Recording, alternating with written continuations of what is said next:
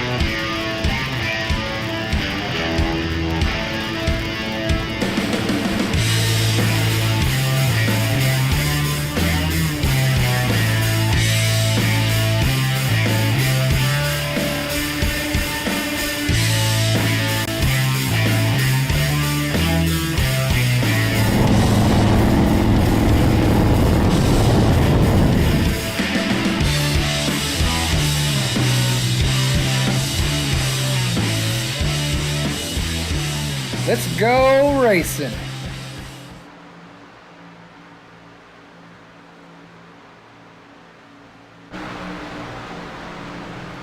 Welcome, race fans, here tonight for another action-packed racing with SlideJawb Racing League here tonight at Michigan International Speedway.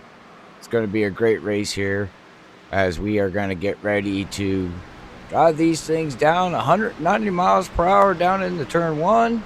Maybe some of these cars are going to be able to hit a 200 mile per hour. Not too sure. We'll have to see with this new package that NASCAR gave us here with the more downforce in these Gen 6 cars. We'll have to see how that all plays out here tonight.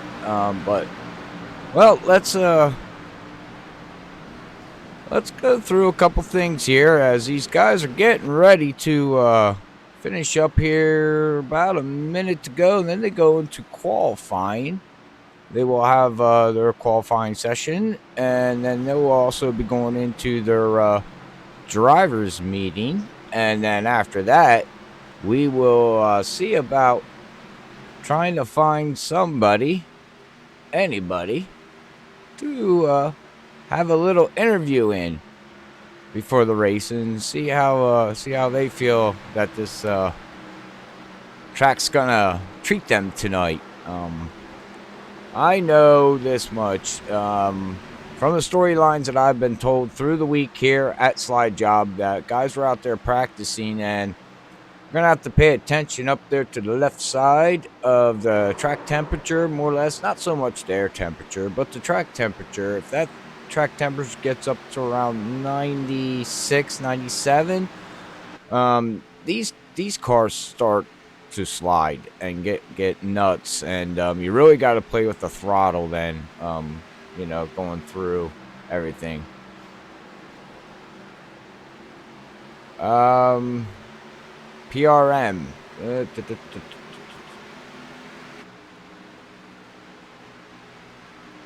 I like that hashtag. We are PRM. There you go. Nothing wrong with a little bit of hashtag. Well, about the race here though. It's good old Michigan.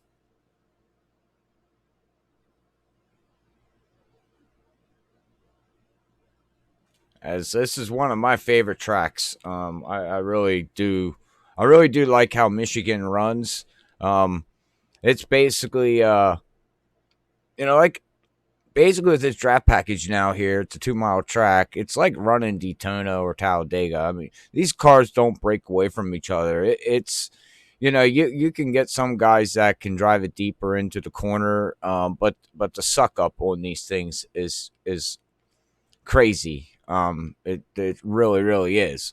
So a little bit about tonight here. Also, we're gonna have one of the biggest storylines that I think that is actually I don't know if it's even going to be the biggest storyline of the whole season here, season 4 here, with SlideJawb. But for tonight's race, we will not see that number 7 car out there. Derek Newsom he got suspended for one race for saying some stuff he shouldn't have said last week at Las Vegas after the race. So he winded up getting one race suspension. So that's going to hurt him in the points just for the night, but he should be able to hopefully rebound. He's had a fast car at Daytona and Las Vegas, so I don't see why he shouldn't be able to rebound. But we'll see. Yes, I see you, Ed. You're heading back out on the track. That's awesome, man. Awesome to see you over here. Great group of guys out here. Fast guys. Big fan bases out here that support these guys. So I mean, it's just overall pretty awesome.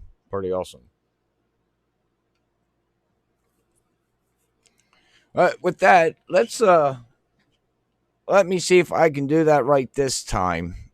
Just give me a second here so I don't.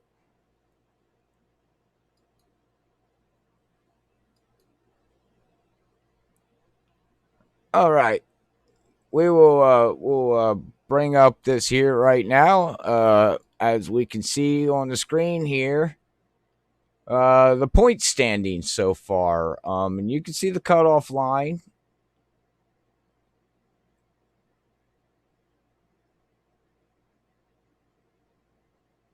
I need to bring it up bigger on my screen. So, but you can see, okay, all right. Well, you see Keith is, as I was saying, he's only 3 points out. And let's see here. The number 7 of Derek Newsom, he is 11 points behind. And with this one race of suspension, he's probably, depending on what's going to happen here with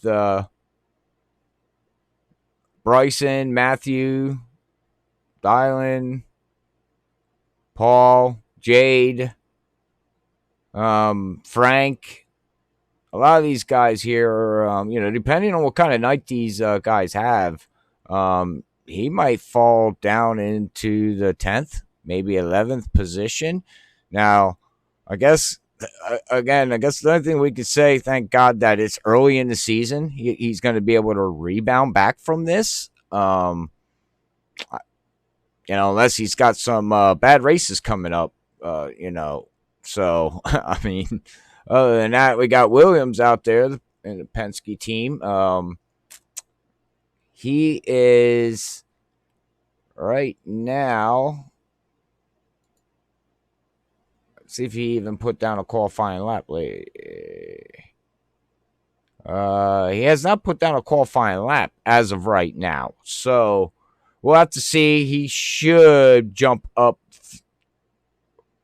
past that cutoff line. but we'll have to pay attention to that.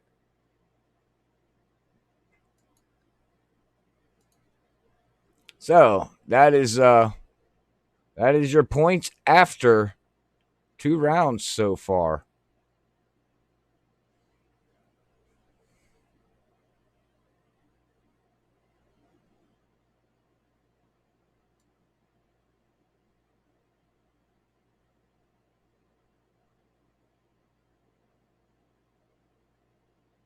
As of right now, it is just I agree. I mean, 2 points back, not bad for one race. And it's early in the season, so I would assume that he doesn't have so many bad tracks coming up. He should be able to bounce back. Like I said, he's had a fast car the past 2 weeks. He really looked strong at Daytona. Really looked good at Las Vegas. But he had some other stuff going on, I guess, and what are you gonna do? You know.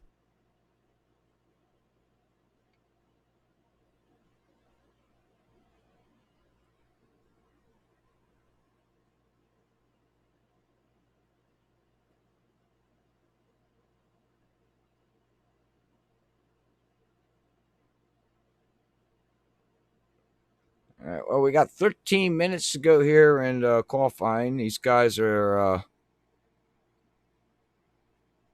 getting their stuff done, getting their qualifying laps in, getting ready for some fast pack, man. Fast. I mean, don't really know what to say about this track. I mean, I do and I don't. I love the track. I really do love Michigan. Michigan drives so good.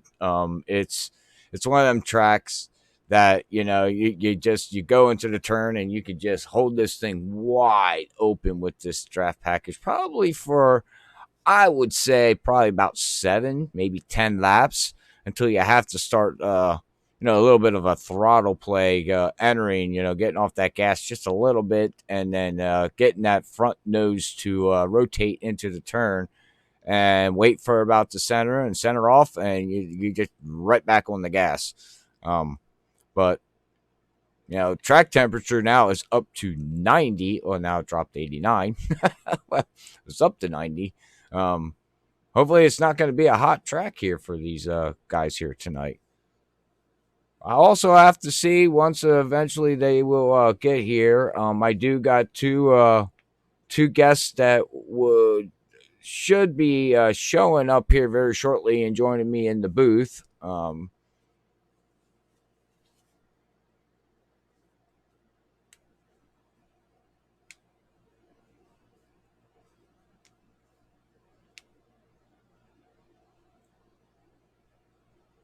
right. Okay.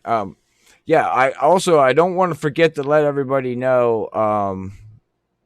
Sorry, I'm trying to read.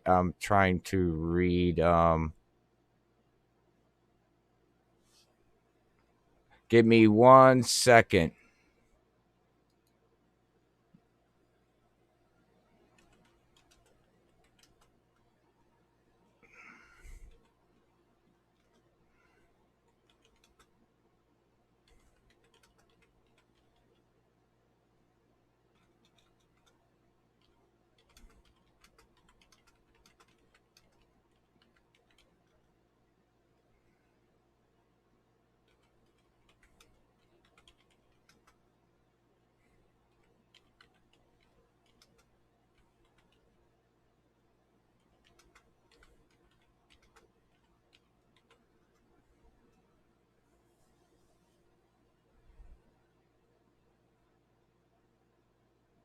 I do apologize for that.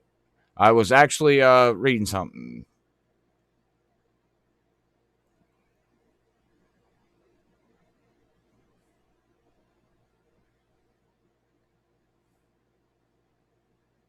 Okay. All right. Well, we got some insight there on somebody over there on Facebook side. I'm much Much appreciate that information. Just to let everybody know on the Facebook side, I was told that right now they're down in the pits and hearing everything what's going on out there. The track they feel is going to get worse as the rubber gets put down and track does heat up. It's going to get a little worse out there. So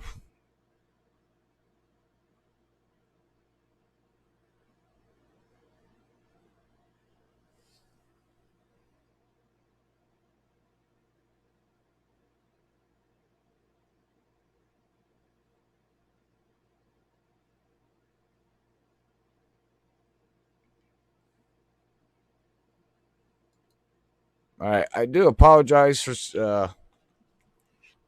Looks like software wants to keep the newest fastest lap ticker up there on the right hand side for some reason. It didn't disappear, so that should disappear. Um,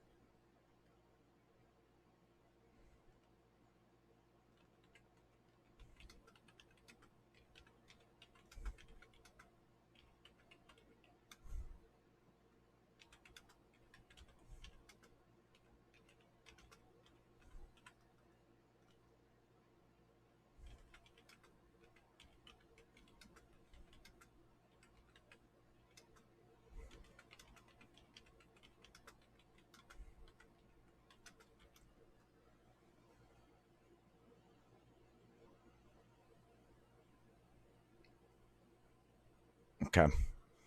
All right. I was trying to take care of something on my back end here, so I do again I do apologize. We're down to 8 minutes left to go here in qualifying. They are right now in their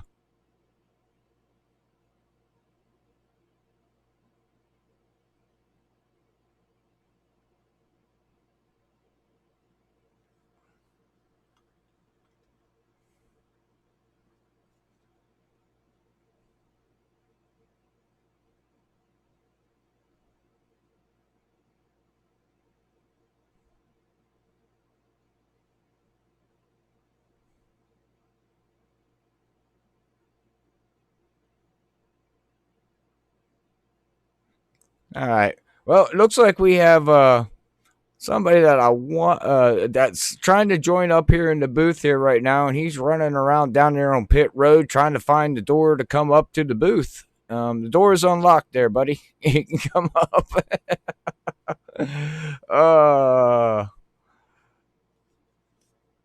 Well, I do want to give a shout out here to Colonial Riders for sponsoring tonight the league's series here. As we know, it's a Colonial Riders Cup series. We do appreciate them coming aboard. SlideJawb appreciates them coming aboard. Men broke. Well, I have to look at the.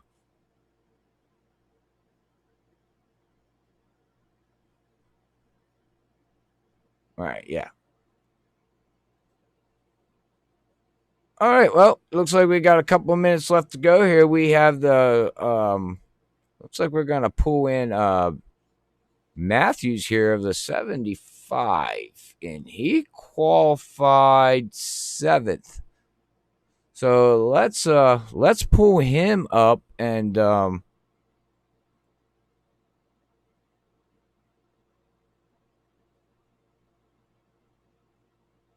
let's pull him up here. Wait for about a minute here. We want to make sure their driver meeting's over. We don't want to interrupt their driver's meeting as they are going through all the stuff that they need to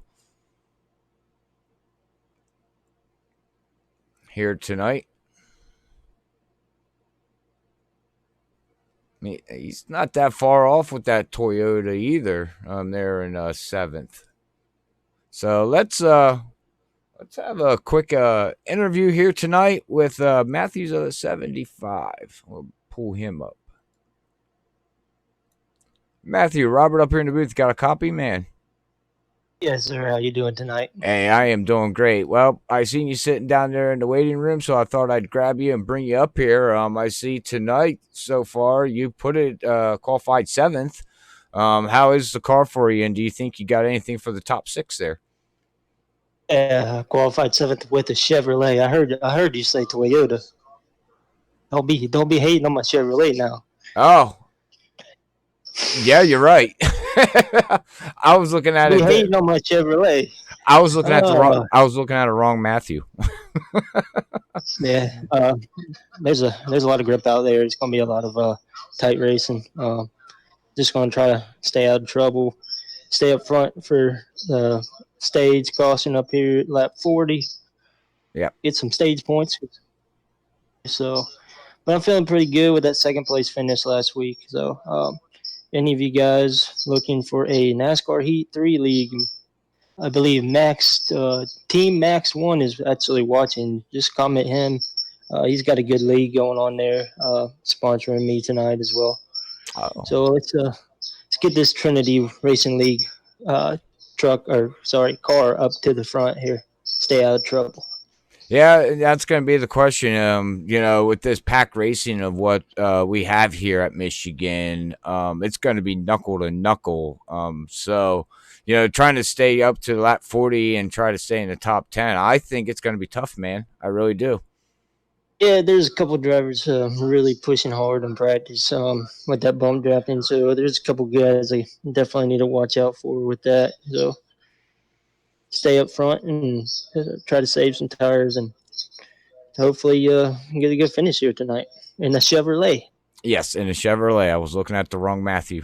I was looking at the 5 Matthew. I'm just giving you some headache there, Robert. Oh, I need the headache because that's just me. But I wanted to ask you the last before I let you go, as we got 3 minutes left here in qualifying, and everything's wrapping up here for the league and getting ready to run 100 laps here, 200 miles. How's the fuel mileage looking for that Chevy?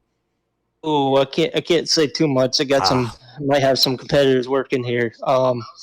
But okay. I did run some long runs there and kind of figured it out. So okay, just don't want to give away too much. That's understandable. Maybe you can answer this: is tires more important than fuel? Absolutely not. Okay. I ran about 20 laps and didn't have too much tire wear during practice. Came down, took 2 tires, and the tires are holding up pretty well. So definitely not too concerned about tires. More concerned about the fuel mileage. Gotcha. Yeah, I'd worry about the fuel. I mean, this race here in real life comes down to fuel mileage sometimes, and you play that. Last pit stop, it could come down that you take 2 tires. Just to try to finish it out. You know what I mean?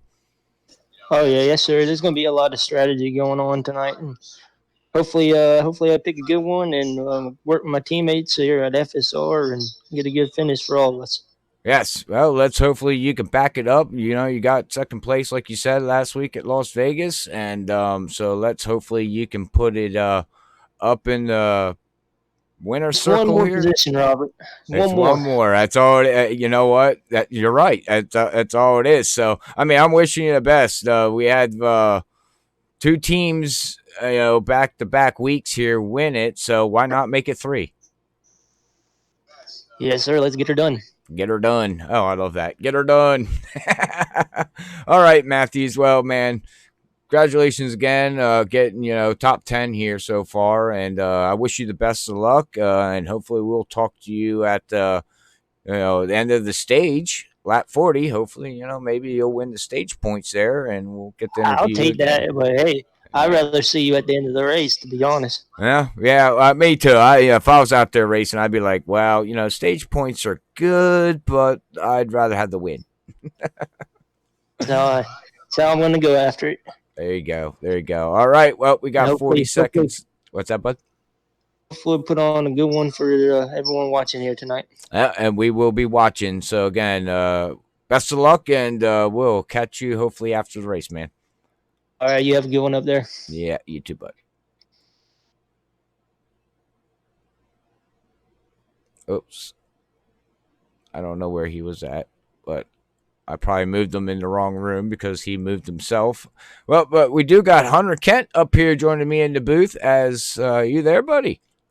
Oh yeah, sorry, Robert. I was kind of running up to the booth. Yeah, I told everybody in the stream. I said he's down on pit road. He got lost. He forgot what door to go in to get the key to the car to drive over there to hop on the. I was like, but I said he's working his way here. I was eating hot dogs and then talking to some of the drivers, so I had to get a little insight for tonight. Hot dogs, sauerkraut. Do what? Some sauerkraut. Oh yeah. Yeah, there we go. Well, I didn't know Michigan was known for hot dogs, but okay. I mean, nah, it's just what they had a concession stand, so that's what we had to go for. There you go. All right. Well, what kind of input can you give here tonight for these people out there watching here at Michigan? For Michigan. Well, one thing about these 8 cars, this package, man, is crazy. The suck up and the side draft and just the tight racing. It produces really good racing. Everybody's got to be up on the wheel and wheeling it. From experience with driving these cars a little bit, everybody is so even for the first 10 to 15 laps. It's just crazy. After that, tires become a big factor, and that's when drivability starts to go to the loose side, and they should really be fighting the wheel after about 10 to 15 laps. And that's when the guys who can manage their tires the best are going to be the ones that are going to be staying up front. Yeah, well, I heard through the week that these guys were practicing, and from the insights down on pit road, that they said they're basically holding this bad boys wide open all the way around the track for about 10 to 15 laps. But they said once the track temperature gets around 96 to 97 is when you really got to start wheeling these cars. Oh, yeah. I see the track temps at 90 right now. So if it's anything like it's been this past week here in Michigan, the track temps usually been dropping. I don't know what time of day they're running, but afternoon. Afternoon, all right. With all the cars on the track, the temperature could rise once, all the rubber gets built up on it. It should make it a little bit slicker. But we'll just have to see as the race goes on. Correct. All right. Well, as everybody can see down here, you can see the starting grid scrolling through their position at their start, plus with their lap times. And as that number 3 there, Parker's getting ready to set these guys sail. Fast. Well, what kind of top speed are you looking at, in the draft here? About 200 miles per hour with this package. Somewhere around there, Hunter, you think? Oh, yeah. Definitely at the end of the straights, we're going to be hitting, right around 198, 200, I think is what it's hitting. It might be a little bit less than that. I don't really know with the fixed setups too much because I'm more of an open guy, but I know the fixed setups are still a lot of fun to drive. They still got a lot of speed, and should make the racing pretty even. All right. Well, it looks like we have a little bit of a technical problem as I got no sound in the game. Uh-oh. I did have sound.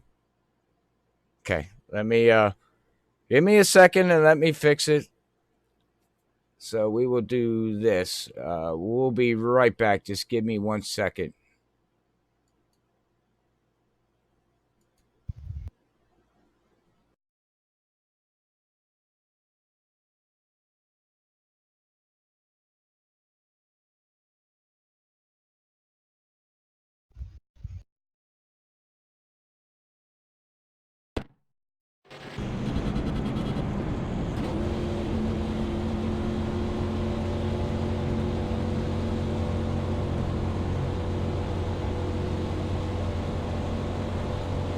All right, we are back. I have no clue why Iracing did that. We good now? Yep, we're good. I have no clue why Iracing decided to drop my sound, but we have sound now, ladies and gentlemen, as we are off and green flag has flown here tonight. Oh yeah, we're going to be 2x2 down here into turn 1. Everybody's minding their P's and Q's right now. We're about 6 rows back for 2x2, then the field separates a little bit. You got Dylan Parker out front in the 3. right alongside the 29 of Jacob May. So it looks like the 3 and the 5 and 52 are going to the back. They don't want any part of that down the back stretch. Yeah, I was just ready to say that. It looks like they decided to set sail and then they bailed.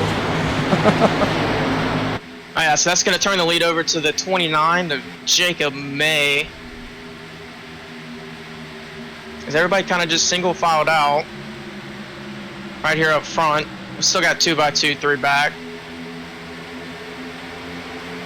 So one thing about this is early in the run, the bottom is a great choice. Oh, we got one loose on the bottom. Is that the 75?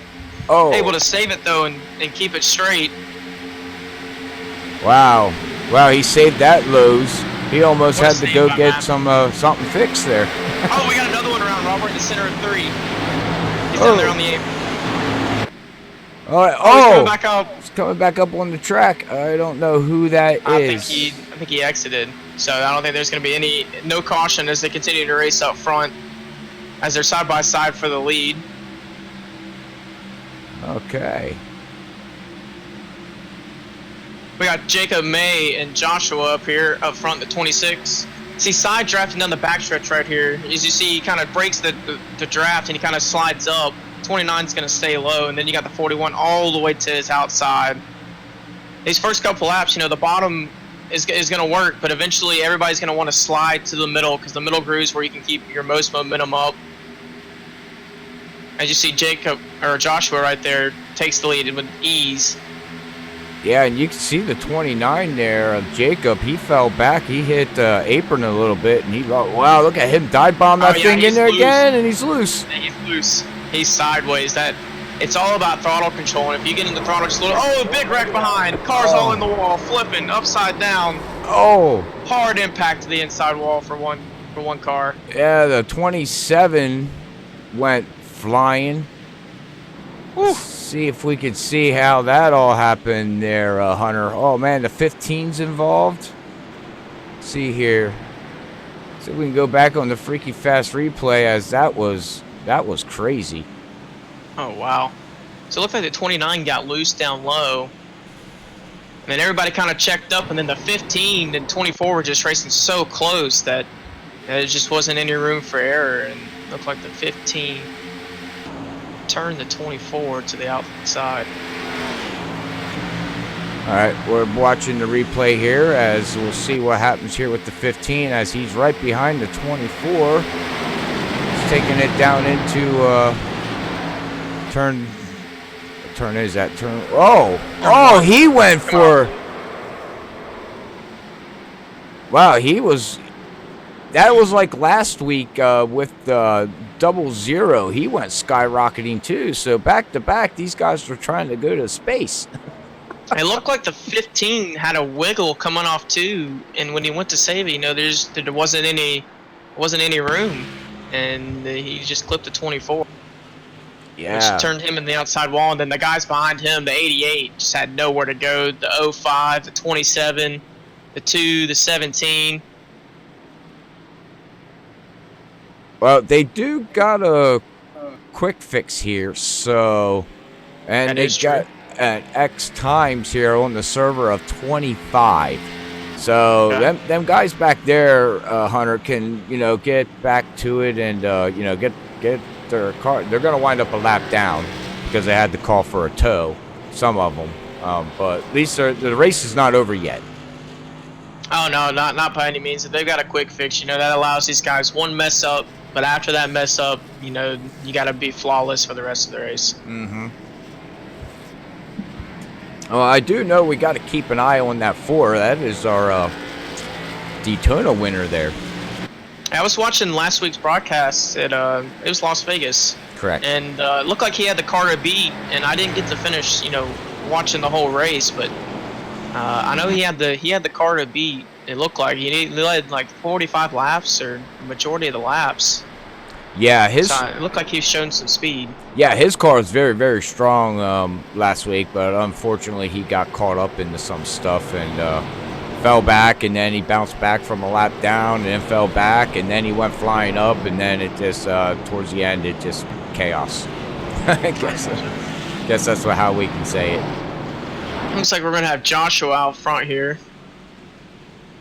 in the 26, followed by Jordan in the 19, and then we'll have Davey Hendricks rounding out the top 3 right there. Well, what makes that interesting there, Hunter, is that the 26 there, Joshua, he did not pit. Did he not? No, he stayed out. See, the thing with these fixed setups, at least from what I've experienced, is tires mean everything. You know, even if it's just a couple of laps, the difference in the tread and the wear is going to make a big difference in grip. It's going to make a big difference in speed and throttle control. So I wouldn't be surprised here. I mean, they made it, what, 5-6 laps? Josh might be able to hold it out just for a little bit, but before too long, they should be getting right by him. Yeah, after probably, I would say maybe about 7 laps into it, they should be able to start pulling around him, would be my my guess. Oh, yeah. Looks like the 75 back there didn't take his toe. Looks like he's just gonna ride around. Maybe preserve that toe for another incident. Well, he's still in the lead lap. We only have the 19, the 27, and the 15, which went flying through the air on the fence. Jordan, the 19 and the 27 are only 1 lap down. And then we had the 15, 2 laps down. And we had 30 cars here tonight start the race, so great showing by the league. Yeah, that is a great showing. Yes. 30 cars. I mean, anything, when you can get that many cars out there and everybody can race side by side, it puts on a great show. Well, that's what we're going to have here tonight at Michigan. This is what this track produces for these cars, and with the new draft package that we have here, it's knuckle to knuckle racing. You can't get away from nobody. I mean, this is the track that you literally can't get away from nobody. Oh yeah, like I was saying, you know, at the start, the suck up in these cars is unbelievable, and believe it or not, when somebody gets up beside you or on your bumper, you can actually feel the air, and it actually really disturbs your car. You know, sometimes it'll get aero tight, sometimes it'll get aero loose, just depending on if there's a car on the inside of you, outside of you. So I mean, that's another thing with everybody racing so close. That's just another, you know, aspect of the handling is, you know, if somebody's on my inside and outside at the same time, I could get free or I could get tight. You know, it all just depends on where each car is positioned on the inside or outside of each other. Yeah. I think too here, Hunter, that, you know, being on the inside and down on the low line is not recommended. I think everybody just needs to migrate up to the top, and that's where the grip's going to be, because once you start getting some wear on them tires and trying to exit out of the corners and you got a car on you side by side, it can get crazy nuts. But we're getting ready to go back green here, buddy, so let's set these guys sail again here as the official pace car ducks in with 8 laps completed of 100 here at SlideJawb Racing League. Wait for that green flag eventually. Green flag. And green's out. Off they go. And look at that. Even on the start there, Hunter, you can't break free. Oh no, everybody's so close. As you see, everybody's just 2 by 2 all the way through the field as they head into 1. Yeah, keep an eye on Keith there in that 41 too. He had a strong showing the past 2 weeks too. As it looks like they might going to take it 3 wide down the backstretch right here, Robert. The 14 of Jade's going to throw it in there, and then they kind of settle it out. And then the 4 of Davey just decides, nah, I'm going to go to the middle. Wow, they're 3 by all the way back to back. As the 18, the 29, the 26. Now, the 26 did not pit, like we said. And look at, he's already fallen up to the top. Oh, yeah, he's dropping. As Davey's getting a great shove up here by the 29 of Jacob May, and that's going to send them out front. 14's going to try and battle back to the inside, and Jacob's like, I'm just going to go for the lead. Yeah, he pushed that 4 right into turn 1 and 2, and then just duck it down. Now he's going to go. Nope, he decided to stay low. Oh, he should have moved up. And he's breaking the side draft. He's not allowing him to side draft.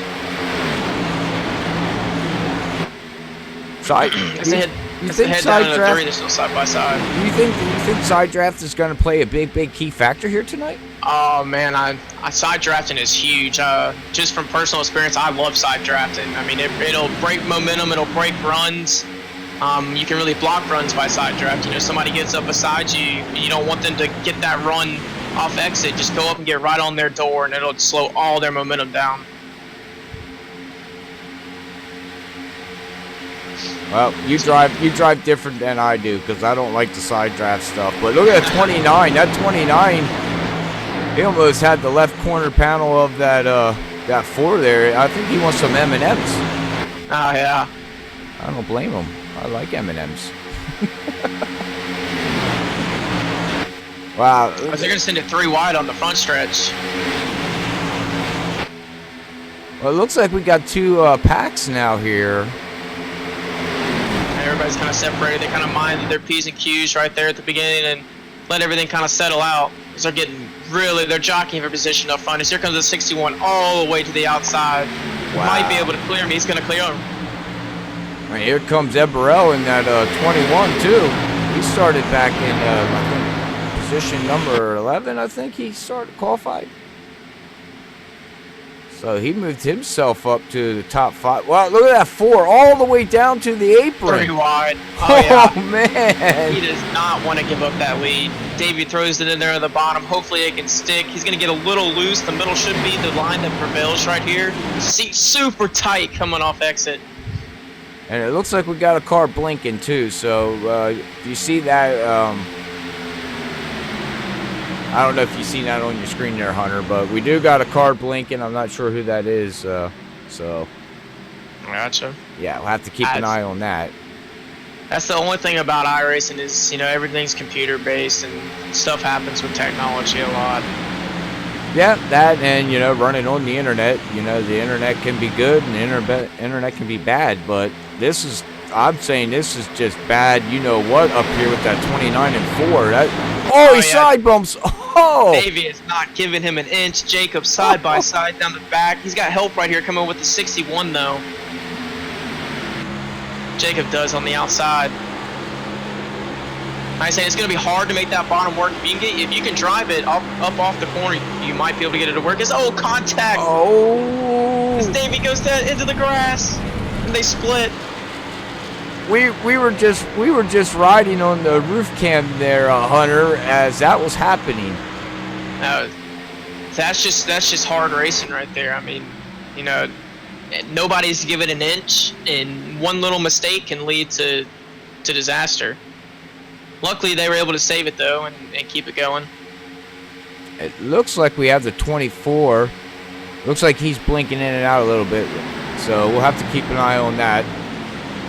Hopefully he doesn't get net code there in iRacing. But he's the one last week, Hunter, that went airborne at Las Vegas. Yeah, he went. It's never good when all 4 tires come off the ground. Yeah, he was spaceshipping. So we got a battle for the lead here. Is Darren Cole is going to send it into 1, and he's going to take the lead coming off 2, as they're 3 wide behind him. Where did the tank come from of Darren? I have no clue. He just shot out of a cannon. Yeah. See, what happened right there is he got such a big lead that down the backstretch of 61 and 4, he was able to just get right in his tire tracks, draft right back up to him to entry, get a better run through the corner, and as you see right here, the 61 is now going to take the lead. Or at least stick his nose there for now. See if he can make his second 1. Well, that 24 thinks different, though. Got the 18 of Williams. Oh, we have some vehicle. Okay, who was that? I do apologize if we have blinking. I'm trying to keep track of everything. So here comes the 24. It's got to run to the outside. Looks like the 10's going to hold the middle for now. 61's still all the way to the bottom. See, the 24 right here is going to get a good run off the corner. He should be able to draft all the way down this long front stretch. Might take it low here, going into 1. I know he's going to stay behind the 10. 61's still all the way on the bottom. It's going to be so hard to make that bottom work. There's so little room for error. You know, you make one mistake, slide up, you're going to hit the guy on the outside of you. If you have to lift out of the throttle, you're going to lose all that momentum. As you see, the 61 just lost all the run that he had. Man, now they're freight training him. It takes about, from what I've learned, it takes about a lap to get the car back up to speed, a lap or two. You know, if you lose a lot of momentum or have to crack the throttle a certain amount, it's going to take you a minute to get back up to speed. So now we got a battle for the lead. It's Gavin here is going to take it low in one.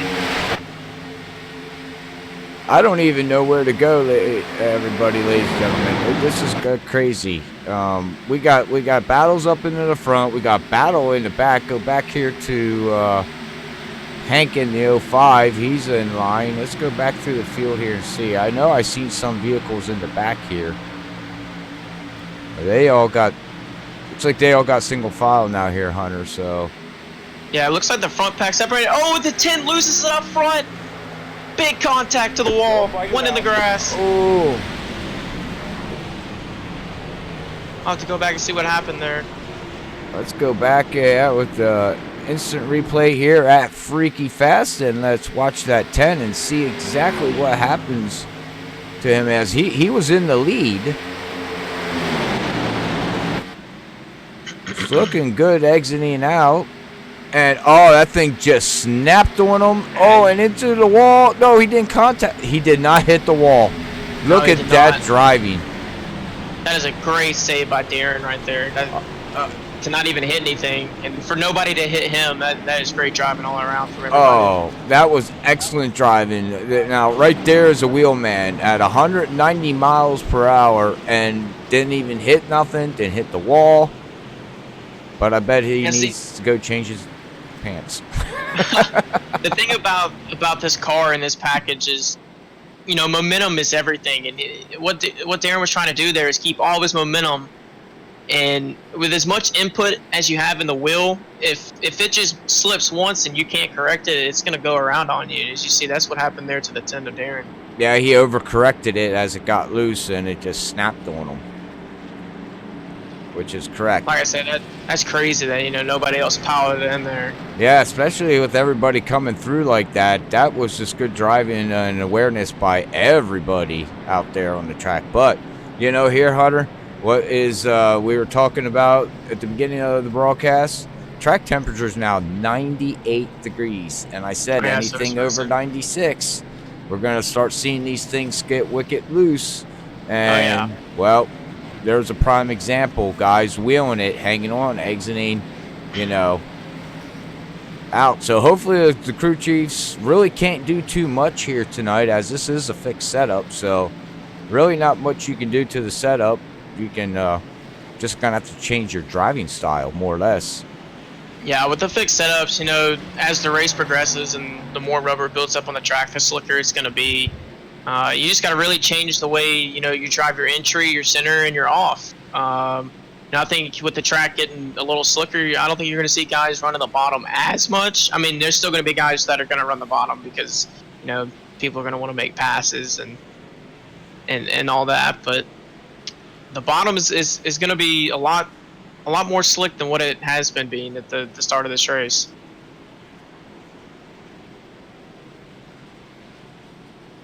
Yes, agreed. All right, well, hey, man, if anybody wants to know a little bit about Hunter Kent is a pretty fast driver. I do appreciate you coming up here tonight and joining me in the booth and helping me call this action, man. I appreciate you having me, man. I mean, I haven't broadcasted in a while. I think I did it a couple times, you know, way back in the day. But I just enjoy racing, you know, in Michigan in this car, pretty much this car anywhere, but at Michigan especially, it produces some great side-by-side racing, and there's action all around the track from first all the way to the last car in the pack. Yeah, and even the last car in the pack can win this race at the end, you know, because, you know, we do got green-white checkers here, so. And we can't forget about the stage points either there, Hunter. We got about 20, just a little less than 20 laps to go. We'll have a stage caution at lap 40 when they complete lap 40. and they do get stage points first through 10. So, you know, these. Yeah, you should see these guys battling pretty hard right here, especially, you know, with the points on the line and the playoffs, and every point matters. So this should be interesting. I think we got 18 to go, coming to 17 to go in this left until the stage, but I think we'll probably have somewhere right around 15 to go when they get the green.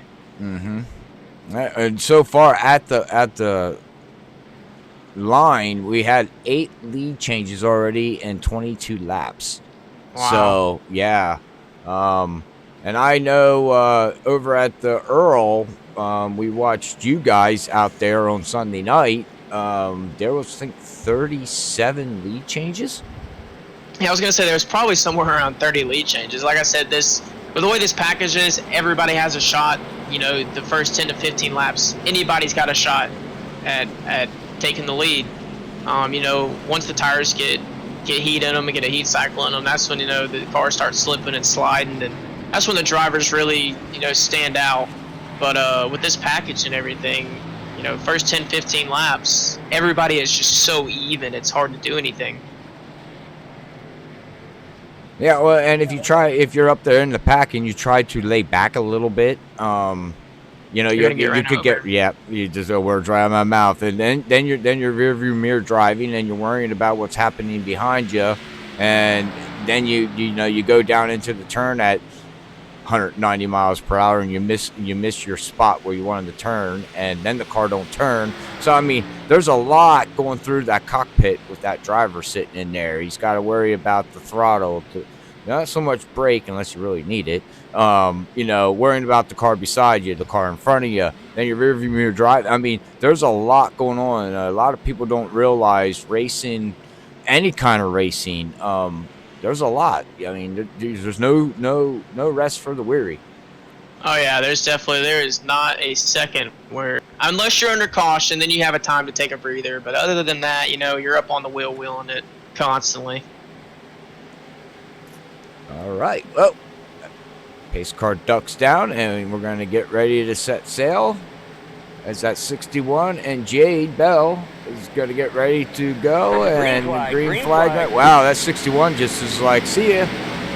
And he got a rocket restart. He's going to get about a 6-7 car length lead right here, maybe going into 1. But like I said, with that draft coming off 2, they're going to be so even.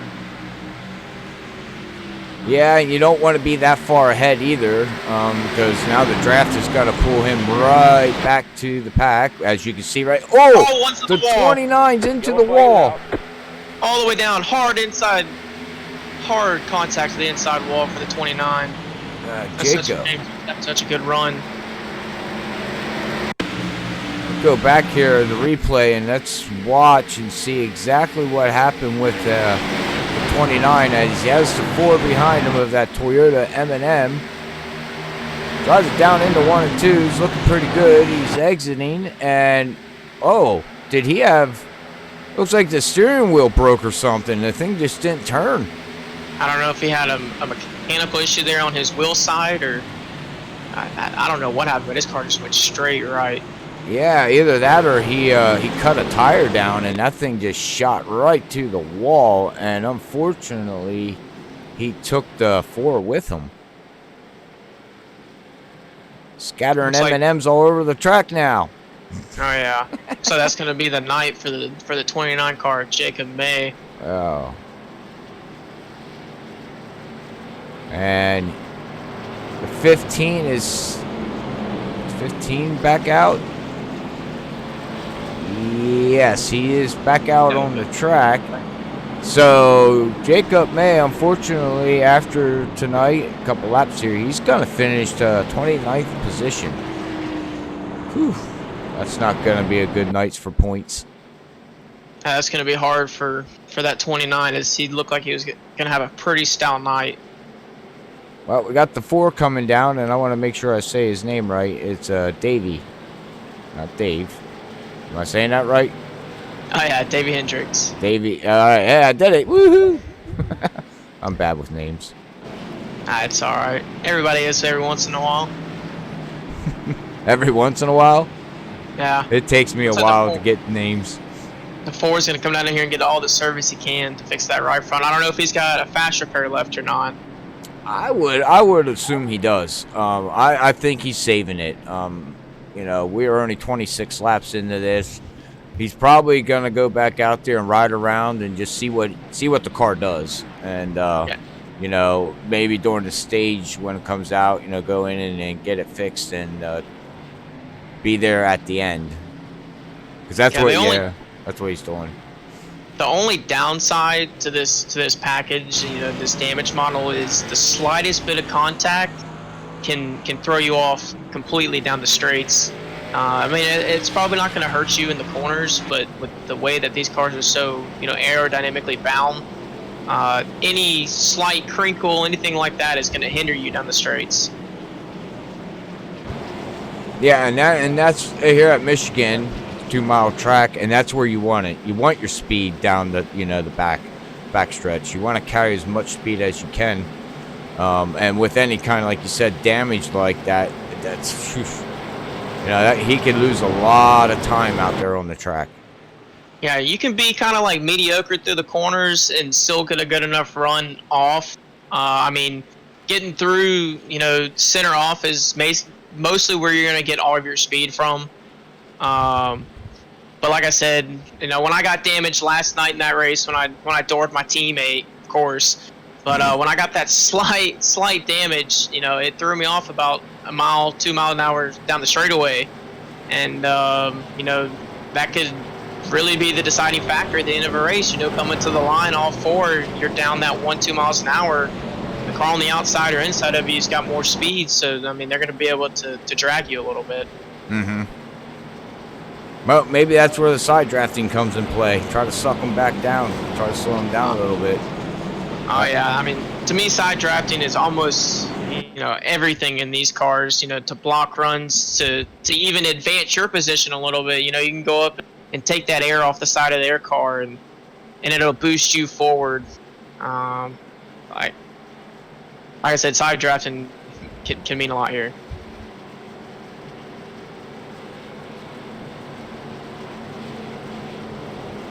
Well, let's see here. We have 3 cautions so far here, and track temperature still at 98 degrees. So, but I do believe, oh no, the pace car lights are still on, so we are still under. We're still under yellow. Looks like we still coming to 12 to go before the stage end. Pace car lights should be going out this time by. And then we're going to get freaky nuts, or what do you want to say, Hunter? Freaky crazy, freaky nuts, freaky what? I'll let you handle all that. Oh, you don't want to say any freaky stuff? I'll let the professionals stick to all that. Oh, I'm no professional. No, you forget that. I am, no. Hey, we can say you're a professional, all right? Well, I try to be, but trust me, I'm far from being professional. So it looks like Corey here is going to lead them off with Jay to his outside. It's got a nice looking paint scheme there too. The Mountain Dew. Oh yeah, it makes me want a Mountain Dew. I got a Monster right in front of me. I don't have anything in front of me. Oh no. He's going to have to mute the mic. Run for a drink. Remember last night I had to go to the bathroom during the race, so you know, anything's possible. Well, yeah, that's something new that we can do. Well, you know, that's what's nice about, you know, being in a virtual reality of a racing game. You know, just pull over and run and come back and redo it again. You know, as I'm looking through the field, there's still a lot of clean cars back here. There are a couple cars that have got damaged. The 41, the 2 of Caden's got a little bit of damage. But for the most part, you know, there's still a lot of clean cars. As it looks like the 10 of Darren Cole, you know, who was just your leader that last time, is going to be starting 13th after that incident off. I think it was turn 4. I wonder where the 41 got his damage. It must have been, you know, being in that pack of cars. It had to be, because I don't recall him hitting the wall. But green's out. Off they go here, ladies and gentlemen. And oh, the 95 is pushing the 64. That's, oh no, he dies down and he's gonna latch on with the 41. Oh yeah, it looks like it's a pretty clean start going into one as they single file out. At the 61, the 14, and the 24. So it looks like the 14 is going to send it to the outside and get a run down the back, and the 24 is going to follow. Oh, we'll go inside here with the roll bar and ride around here with Jade as he takes over the lead on that 24. And listen, he's not even lifting. He said they don't have to lift, but track temperature's up to 99 degrees, but I think he figured it out. Oh yeah, as this track temp keeps climbing, like I said, the back end's going to start dancing around, but the guys that can drive it with the throttle are going to be the ones that are going to prevail. Sounds like there's a wreck down the front stretch here, Robert. Oh no. No, they saved it. They got it all back together. Oh, the 41 almost clipped the wall. Looks like the 24 is going to send it down low here going into 3. He's got the 95 right there following suit. It looks like they're going to be able to clear the 61. Let's give a shout out there to Ed Burrell too. This is his first race over here tonight with these guys. And he's up here running in the top 5 so far. That's the way to run your first race, be up front. That and show, now as I say that, I gave him the broadcast jinx. He's now falling back. But we're 2x2 all the way back through to about 6th, 7th, 8th position. I would have thought by now that top line would be faster than the low line. Wow, Here look we at go. that. We got 3 wide off 4. As the 61 decided to just throw it in the middle. He's going to put the 24 all the way to the outside. The 14 is going to stick to the bottom. Contact going into 1. That's hard racing right there. Contact, but keep it safe. Keep it safe. Yeah. Hopefully everybody's enjoying this show. Look out! There goes the 41. Does he save it? Save it. Does Hang on he? to her. Hang on to her. What a save. Good save. Who was that? The 14? No, 41. 41 of Keith Calhoun. Oh man, he's all the way back to 21st position now. But like you said, he saved it. I think there was a little bit of contact between him and the 2 car. Maybe just a slight. If there wasn't any contact, it was definitely air. And air plays a big factor, like you said. You know, get beside, you can actually get somebody loose. Oh yeah, if you can suck right up to somebody's bumper and be on them on entry, you can actually get them super sideways into the corner and have to make them crack out the throttle, and then that allows you to advance your position. Like the 26 is trying to do to the 61 there. Oh yeah. Here comes the 10 car. He's working his way back in front of Darren after that mishap of leading, and he got a little sideways, but what a comeback for him. Is he's worked his way up into the top 10.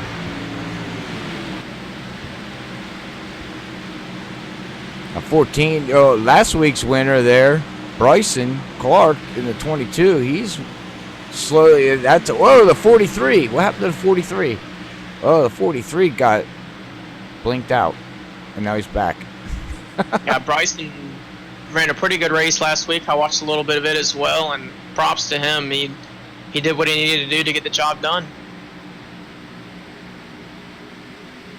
Yeah, Bryson, you didn't watch the end of that race. So what that guy did last week, everybody went down at Las Vegas and we had a late break. We had a late caution there, Hunter. And I'm not sure if you got to that far of the last week's stream, but he decided to stay out on 20 laps. Everybody else went down, and cautions flew into his favor, but he held off the field with like 40 lap tires. Wow. Yeah, it was an excellent race. It was the first win for him for the season 4 in this Colonial Riders Cup Series here at SlideJawb, and he also got the first win for his team there, Penske. So you know it was just a stout race that guy put on. The car that I'm watching here most, Robert, is going to be the 10 of Darren Clark. He has slowly but surely worked his way all the way up. He's about to be battling for a top 5 right here. Well, it's the last lap. Well, we'll have to see as they're coming around turn 3 and 4 here. See what kind of lap time he's putting down as the 61 is going to duck down to the apron. Let's see here. He is putting down 38.8. Everybody else is 38.9 except for the two top leaders, 26 and 95 of Frank, put down a 38.7. Yeah, he's back there in the pack, so you know, running in a pack, you're actually, most of the time you're going to be running a little bit slower, but sometimes, you know, if you can be at the tail end of a little pack, you can actually be gaining speed because of the way this drafting works and the arrow. But up front, they're just kind of minding their P's and Q's. 95, 24, and the 25 kind of have or 26 have a little breakaway. Yeah, we can see this front guys got 3 cars that are breaking away, and now look, like you said, look at the 10. Here comes my guy in the 10, hard charging up to 4th place. Where did he start that last yellow? I think he started 13th, but wow. Before that, I know he had to start deep back in the pack. So I know that yellow probably helped him out a little bit, and he was able to maneuver traffic and work his way, and now he's back up to P4. Wouldn't surprise me, Robert, if here in the next couple laps, he's going to be right on the bumper of those 3 leaders. Well, the 3 leaders are drafting with each other, and he is running the same lap times as the 3 leaders that are drafting. We got one loose off 2 right here, but looks like he's going to be able to save it down on the apron. Yeah, that was the 64 of Mike getting loose. But, you know, here we're on lap 39. Well, here we go. Stage is about ready to come out, and right now, back here in 10th position. Oh, we got a car loose. 22, last week's winner, he got loose coming out. Let's see here now. Ed Burrell right now is in 10th place, and you really don't have nobody to battle for 10th. Well, as here we come down the backstretch for the final time before the stage caution, and look, Darren's made his way all the way up to P3. Looks like Frank is going to be able to hold off the 24 unless the 24 can get a run here. Joshua, or 26, sorry, my bad. Still a little new to this. Oh, he's trying. Looks like the 95 got a little bit loose. He's getting a run. He's wow. Almost. He wasn't able to get quite a run, the 95, but Frank was able to get a better run all 4, and you know that's what kind of propelled him to win the stage right there. Well, congratulations to Frank. Not sure why his last name's not showing up under the stage winner, but it's Dimaggio, correct? I think that's right. Yes. I'm not sure why it's not showing up on my screen. Just says Frank. So, but we know we know who he is. Another car that you had mentioned earlier in the broadcast, the 22 back there, your last week's winner. He's worked his way all the way up into the top 10. He's sitting in 8th position right now. And I think he would have probably been up to position 7 or maybe 6, but he got loose there coming out of 4 on lap 39 there. So it's a little bit of wobble, and you know you lose so much momentum. We'll see if we can get an interview here after these guys come down here and make their pit stop, and we'll see if we can have an interview here with our stage winner, Frank. But until then, we are going to go wet our whistles here at Freaky Fast. We will be right back after this quick word from Be The Match.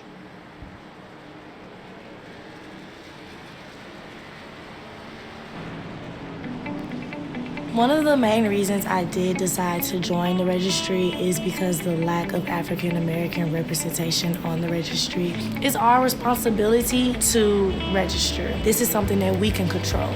You can do this. Think about if it was your child. Think about if it was your sister.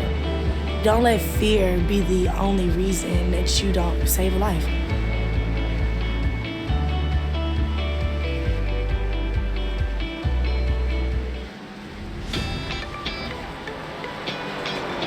My name's Quentin O'Donnell. I'm 19 years old, and I was born and raised in Boulder, Colorado. When I was 16 years old, I was diagnosed with Hodgkin lymphoma, and since then, I have been doing 3 years of treatment. For the future, I hope that I'm able to beat my disease and just be a normal person. I want to go to college. I want to continue to race, maybe be a professional driver one day, and just keep on living. That's my goal.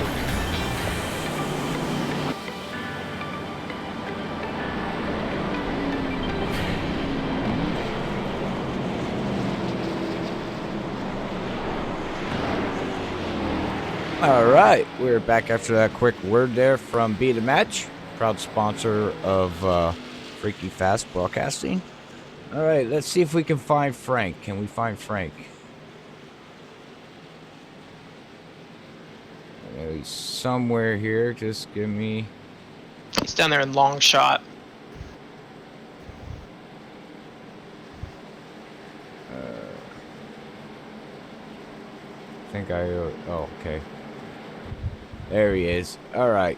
Let's see if we can bring Frank up and have a quick word from him. See how his race is going. Frank, Robert up here in the booth. You got a copy, man? Yes, sir. Yep.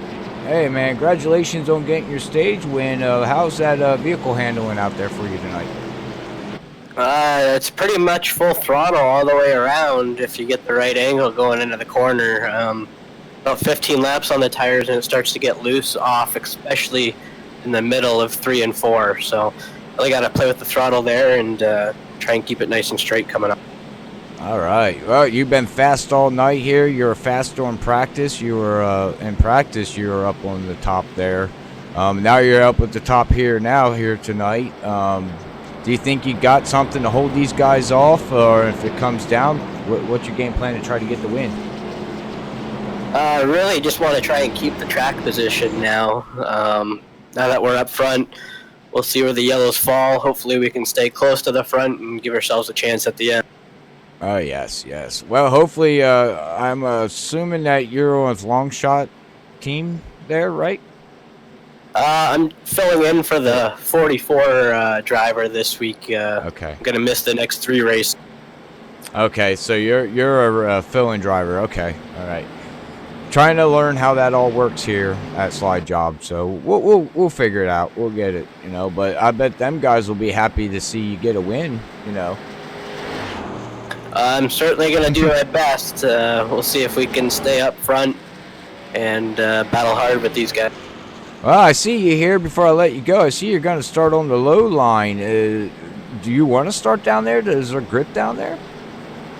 I think getting up to speed on the restart, you want to be right against that yellow line. And then after that, it might be better to stay up a lane. So okay. We'll see if we can get a good restart, get a good push from behind us. And who knows, we'll probably get run over on the back trip. Well, let's hope not, you know. But, you know, try to migrate yourself back up maybe in front of that 26 if you can clear them and keep the lead. But hopefully we get to talk to you at the end of the race here, bud, and we wish you the best of luck here at Freaky Fast. All right, thanks. All right, let me move you. Just give me a second. I have to... I can do it. Okay.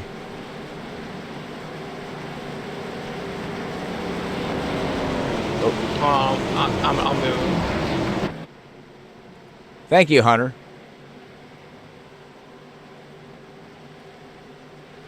All right, well, we're jumping channels here. That's all right. Well, Fisher Pace car is ducking in here, Hunter, and we're going to get ready. No more stages. It's all out racing time now here as the green flag goes, and we asked the 95 what he's going to do, and, well, that all worked out perfectly for him.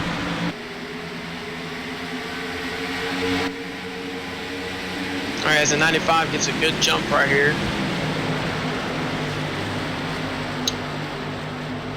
I'll have to figure out their whole channel thing. It's not letting it put it back in long shot, but as here comes a 26, he's gonna dive it down low. He's got the 2 with Caden with him. 10's gonna stay up high. That's my boy Darren up there. Drove his way all the way back to the front. As the 26 of Joshua is gonna take the lead right here.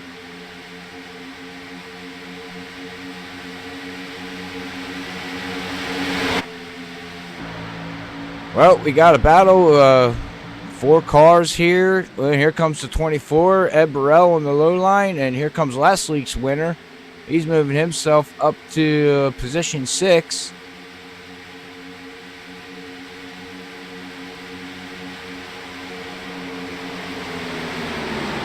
Got a battle back there for second place right now as the 26 and 24 are going to be battling. Oh, we have a vehicle. Somebody got loose coming out of turn 4 there. I'm not exactly sure who that is. It looks like we're going to have 3 wide here. You got the 2 all the way down there on the bottom of Caden. You got 4 of Davey Hendricks coming right through the middle. He's going to make it work. Yeah, don't count that 4 car out. And that 4 has shown a lot of speed this last week and this week here tonight. Yeah, well, he's our Daytona winner of season 4 opener there at Daytona.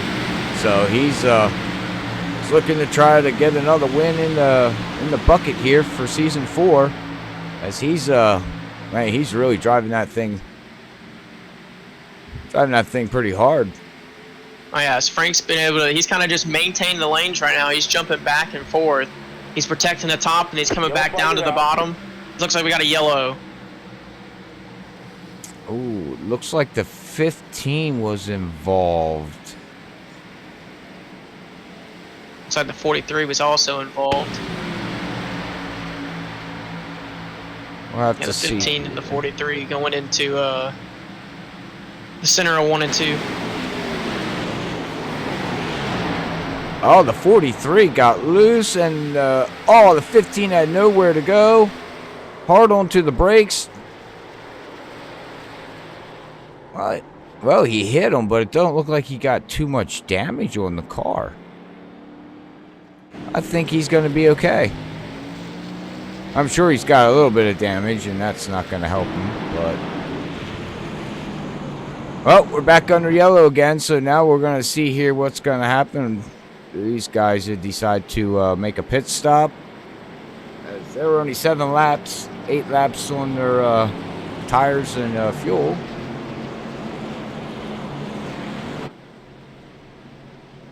So what do you think about the race so far here tonight, Hunter, with these guys out here? Oh, the race so far has been spectacular. You know, side by side racing. Everybody's kind of minding their P's and Q's. You know, everybody's battling for position, so there's going to be little slip ups and stuff like that. We're about to hit the halfway mark, coming to lap 50 right here. So with 50 to go, we'll see if these guys can get a green run in, and then we'll really see who's able to drive these cars on this slick racetrack. That and total lead changes at the line. We are now up to 13. That's not bad. That's called some hard racing, and I'm trying to look very closely here on the 4 there. It looks like he's still got damage. Didn't use his quick fix. Yeah, I think he's going to save the quick fix for later on in the race. That's probably the best strategy. That's probably something I would do, with especially with as many cars that are out there, as close as all these battles are. Like I said, one slip up and all the field's gone. So if you save that quick fix, you still have a shot at the end to battle your way back to the front, maybe pull off a victory. Well, that's impressive of having damage, and we seen what he was doing there on that last restart. He moved himself all the way up to 3rd, 4th position, and he was fast. I mean, he was up there, maybe not the top 2 cars as speed-wise, but having that kind of damage, his crew did a really good job. Oh yeah, as long as your front splitter's not messed up too much, you should still be able to maintain the downforce. As I see, his right front fender's a little crinkled, so I mean, like I was saying, that's going to hinder him a little bit down the straights, but his corner speed should still all be there. So he's going to be able to, where he's going to be able to make his money is going to be in the corners. He's just going to have to slide up in front of somebody and get them to push him down the straight so he can get the speed that he needs. Very good info. Very good info. Well, you got done running this vehicle here. What are we looking at fuel mileage? Because we got 50 to go. They're going to have to make one more pit stop. What are we looking at on pit strategy if we do stay green? I know in open setups, it's about, 37 laps. I know earlier in the week, I won a fuel mileage race, and I actually stretched it 39 laps. So, I mean, it is doable. I ran off coming off 4, so, no more than 39 laps. It's not possible. Wow. These fixed setups is probably going to be a little bit less than that, so we're probably looking somewhere around 34, 35, 36 laps. I'm not 100% sure, but I know in open sets, 37 for the most part. If you're out front, 37 is the max. But if you're back in the draft, you can lift and save and clutch it, and do all that into the corner. Not going to give away too many secrets, but there are ways that you can save fuel here. Hey, shh. Now you're giving secrets, bud. Oh yeah. I tried that once, clutching going into the turn, and all it did is made the nose slide, so you got to be very, very careful with that. Oh yeah, there's a really strategical way to do it. You just kind of press the clutch, get into the corners, and let it kind of get all the way, and then slowly roll out of the clutch. If you pull off that clutch real quick, the car's going to snap on you. Well, you have to master that, because I know I didn't, and I know a lot of these drivers, and some of these drivers are good running dirt side of things and trail braking. We're not using the brake here at Michigan, but there's a lot of drivers at short track racing, which is where we're heading off next week at Martinsville. I'm sure some drivers do that. Oh yeah, definitely. Looks like they're getting the 1 to green here. Looks like we're gonna have the 17 of Brian out front. He's got a little bit of front end damage right here. Yeah, he didn't pit either. He's 9 laps on his tires, so I'm gonna be surprised to see how far or how fast, honestly, Brian's about to drop back right here, because I know he's got a pack of Angry Wolves behind him, and they've all got fresh tires, and for the most part are pretty clean damage-wise. So I feel like Brian's about to get freight chained right here. that, and he's got, like you said, he's got the damage, so that's... Another car too, Robert, that's made his way back up front, the 75 of Matthew Chastain, had that incident early on in the race, was able to save it, and now look, he's back up front. Every time you say that, I think of the truck driver. What's his name? Chastain? Oh, Ross Chastain? Yeah. That just clicked in my head for some reason. Don't ask me why. I have no clue. But all right, well, we're going to get freaky nuts here, ladies and gentlemen, as that pace car ducks down. He's going to get ready to set these guys sail. As we have 2 vehicles up here that haven't been up here in the front all night, and green's out. Off they go. See if we also got the 8 up there at Noah. Yeah. Well, 17 got a great jump, but like you said, 17 got a wicked jump. Well, let's see how fast he falls back. You can see it already. Look at the run. Here it comes. Oh yeah, they're gonna have him cleared before they even go into 3. Is there 3 wide coming off 2? Battle for the lead. You got the 95 of Frank, the 8 car in the middle, and then the 17 all the way to the outside. Is they're gonna separate 2 by 2 going into 3. And look at oh my goodness! Look at the 4. Here comes Davey. I'm telling you, he knows how to maneuver his way through this draft and around this track. And also, look who else is up here. Last week's winner, 22 of Bryson Clark. All the way down to the bottom, pushing the 75 of Matthew. Well, if this doesn't get your blood pumping, I don't know what does, because these guys are showing no mercy. See, in order for Matthew here to clear the 95 of Frank, he's going to have to get a really good shove down in the corner and try to slide up, or either try to clear him. But the best thing to do is to send it down there on that low line and try to slide up from the guy in front of you. So it looks like Frank's going to clear with ease and go ahead and get out to a 2-car length lead. Well, we're riding with the gyro cam of the M&Ms, and you can see it running the high side. We'll listen to this motor this time around here, ladies and gentlemen, on lap 55.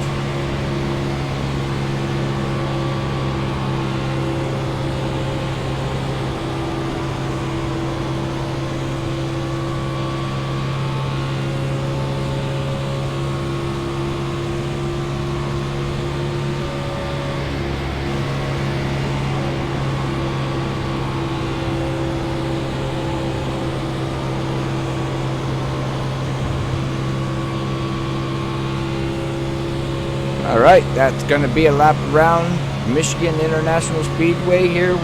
Slide job, and Hunter, he was not lifting at all. He had to get out of the gas a little bit because that 95 is he's playing the Daytona Talladega drafting, the high line, low line.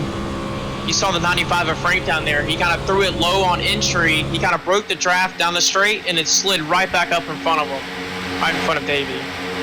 We have a vehicle back there smoking. Somebody lose a motor. So it looks like a little bit deeper in the pack. You got the 61 that's kind of working his way back up here. I know he's been up front for a majority of the night, but he's kind of working his way back towards the front right here on the bottom. Caden slides way up the track there in that 2-car and almost contact with the 24. Oh, we have somebody loose in the back too. It looks like he was able to save it down on the apron. So we got a tight battle up front. We got Frank right here in the 95 and Joshua in the 26, and then you got Davey hot on the 95's heels. It looks like the 24 got bumped high there too. I'm not sure who bumped into him. That's just a factor of hard racing. Nobody's giving an inch. Our pole setter and pole winner. Sorry about that. He's back here in the top 10. He's got a little bit of damage. It looks like he's gonna run here with the 61 and the 88. As the battle for the lead is still heating up front, as Frank's able to hold him off, but I think here in the next lap or two, you're really going to see that outside of Joshua. And then as I say that, you know, Davey looks like he's going to try to take a 3-wide.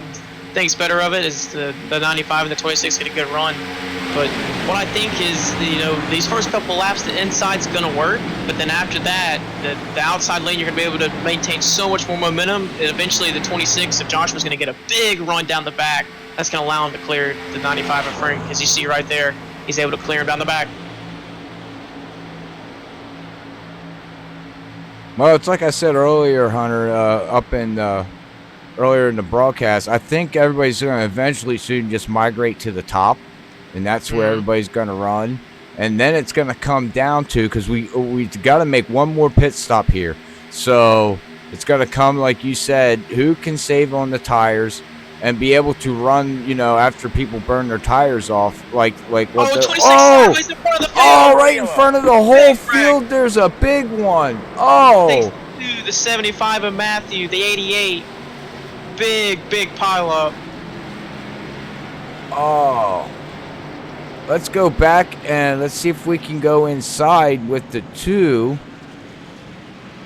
Go into the cockpit. Let's go back on the replay. Let's watch and see the action right in front of his screen here.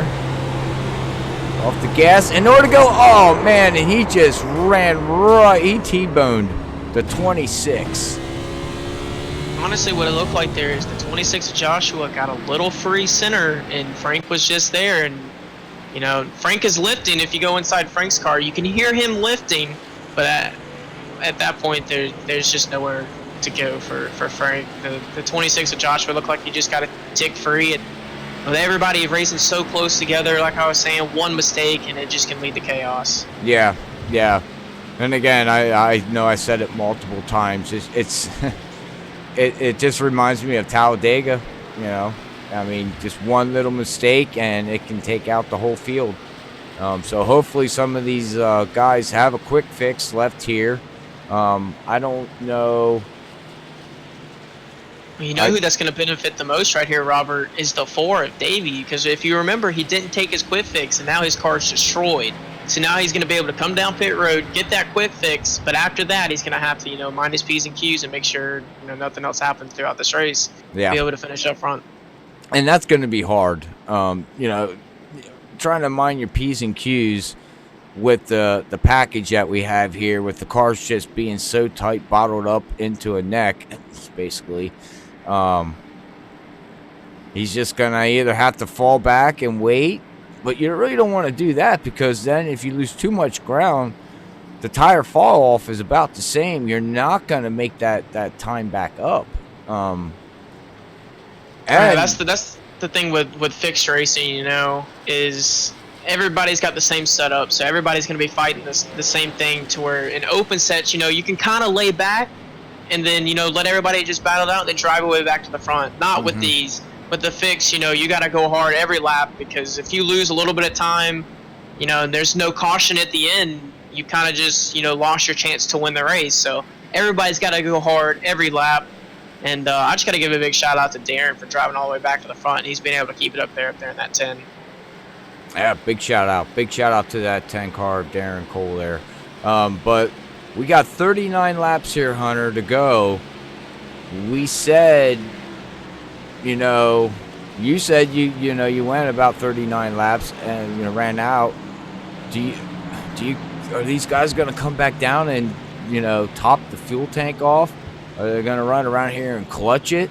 Do they hope that we don't have a green-white checkered? You know, because then that's an extra 3 laps that you got to try to calculate in. Oh yeah. All I can say is last night, Chris, he did some bold pit strategy with fuel, and on those last restarts, he only had about 1.7 gallons left, and I think we had 2 green white checker restarts, I think, and he was able to save enough to finish. I think if you're some of these guys in the back, you got to come down pit road and go ahead and top off. Go ahead and put 4 tires on it again, you know, because even pace laps around here, I know it's kind of silly, but it does put wear on the tires. So, you know, go ahead and come down pit road if you're those guys sitting back there, you know, 15th on back. Go ahead and come down, top off on fuel, and know for a fact that you can make it. Yeah, because, I mean, we're going to go back green probably with 36 laps to go. So if you're clutching, yeah, I mean, honestly, if this stays green, I don't know. I don't know if it's going to stay green. I'm not saying that they can't. I just know that, you know, a lot of tight racing leads to a lot of you know, beating and banging. But yeah, if they can keep it green here, I mean, the guys that are out front are going to be, you know, using the most fuel. So those guys back in the pack, you know, they're able to use the draft and manipulate it and save a little bit more fuel than the guys up front. So it's going to be interesting here to see, you know, how it all plays out. Yeah, well, if I was in the back, I would go down and do what you said. I don't have a fast enough car to run up there in the top 10, just say. My only shot would be to come down, top off, get 4 tires, clutch it, save gas, and hopefully the front runners that do stay out, that they use, you know, an extra lap of fuel, and you know, you might be able to pull off a top 10, you know. Which like I was saying, if you're 15th on back, you know, what is it going to hurt you to go ahead and come on down pit road? Right. Well, I love fuel mileage. I love fuel mileage races. I do too. It's fun to call, fun to watch. So if you're just now joining us, get ready, because we're gonna have to pay attention. And we're not going green. Let's see if this is going to be able to give them an extra opportunity to save fuel. The track officials out there are still cleaning up the track, so. That was a pretty nasty wreck, so they probably got a little bit more debris to clean up. They should be able to go green, you know, not this time, but next time by. Yeah, well, they're probably cleaning up the rest of that kitty litter too, so that stuff gets a mess. Here we see we got Caden was able to go ahead and take his fast repair, and the 4 of Davey went ahead and took his fast repair too. So now it's going to be interesting to see, you know, how safe these guys are going to play it. You know, one incident and that's your race. Man, if I was the leaders, I don't know. Man, I might just go down and top off. I mean, right, you can see the 95. I think he's shutting the vehicle. He's down on the apron saving fuel. Oh yeah, with these caution laps, especially with this additional lap that they just added, I'm thinking that they're probably going to be all right on fuel. Like I said, I don't know the exact number with the fixed setup. Right. I just know it was 37 with open, and that's running it, you know, hard. You know, if you're conserving, you can get 38, 39 out of it if you stretch it. Well, I do see we got a couple vehicles. 1, 2, 3, 4. There are 4 vehicles coming down to top off.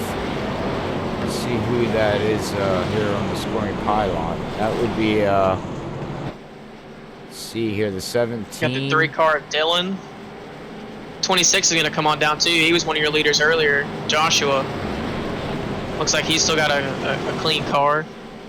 Matthews, Chastain, he came down. That 17 went ahead and took his fast repair too of Brian, so. So it looks like the 24 is going to be restarting back there in 24 or 21st. You know, he was up there up front until he had that one bobble. Looks like he's got a tick bit of rear end damage. So we'll see if he can work his way back to the front here.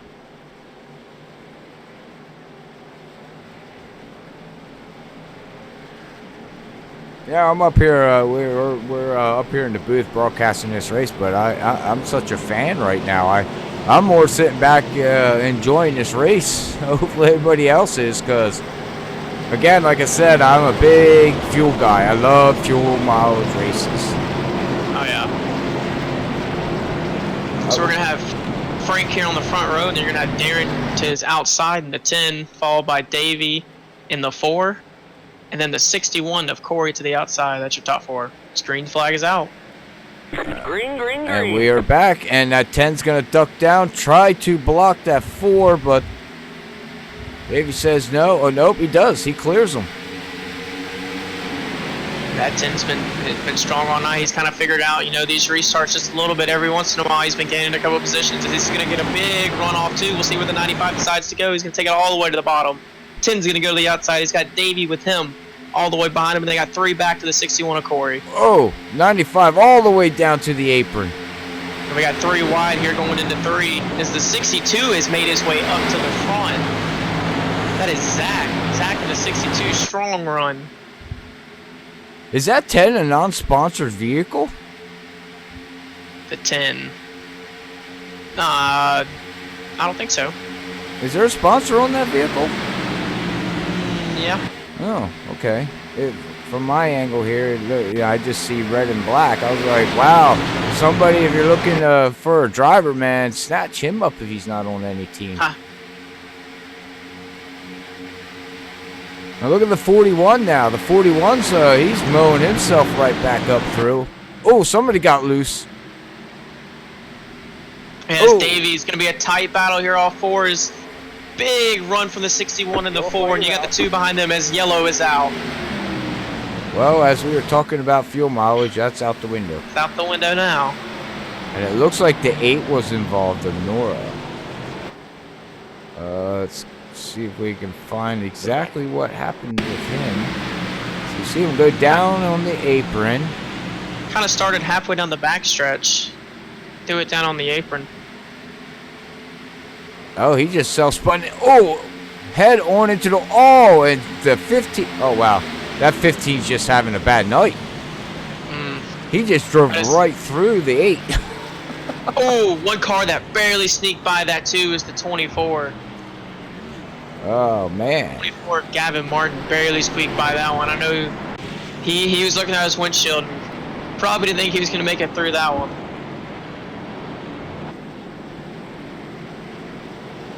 That's just unfortunate there for the 15 of Emmanuel Wolf. That's just the car got down there. Noah got down the apron, and then when he slid back up, you know, hot track temp for already up to 101. Yeah. So I mean, it's very, very little grip, and if you clip that apron at all, get the marbles on those tires, it's gonna be a little rough. And that's basically what happened to the 8. He got loose and went up the track, and 15 had nowhere to go, unfortunately. He hit the brakes, but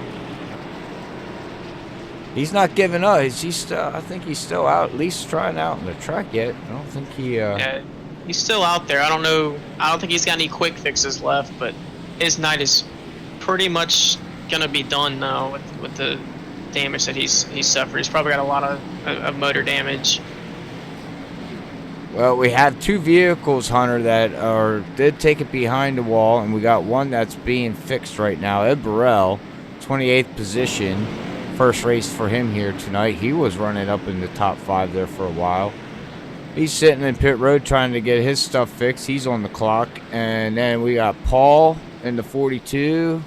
And May, Jacob May, is going to finish out 30th. And Paul is going to be 29th. So, not bad. Not bad for this high-speed packed action racing to only have 2 vehicles behind the wall.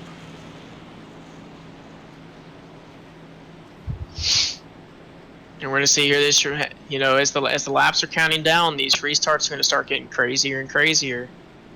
It's going to be interesting to see, you know, what's going to happen. And we have new front runners too here. Okay, well, we have Hunter Miller, 99. He decided to bring it down pit road, but the 18 stayed out, did not pit. The 18, I think, I don't know, he's going to be shown as a race leader for now. He's got a lot of rear end damage. Wouldn't surprise me if he doesn't bring that car down pit road to get service. He might stay out though. Yeah, he might have stayed out just to get a bonus point for leading the lap to help him in the standings. I know they get bonus points for, you know, leading the lap and most laps led and all that. I'm pretty sure. Yeah. I'm interested to see, you know, what this 4 and 95 and 10 and 61 can do here. And then you got the 2 back there of Cade. You know, he's been hanging up front all night. I just don't know if anybody can figure out how to get past the 95 of Frank. He's been making that bottom work on these restarts. And, you know, first couple laps you can make the bottom work, and then they got to transition up. So it's just going to be who can get the run, when and where, and that's going to dictate, you know, who comes out on top. That's very true, very true. And we're up to 23 lead changes, 31 laps to go. Looks like we'll be going back green with 29 laps to go.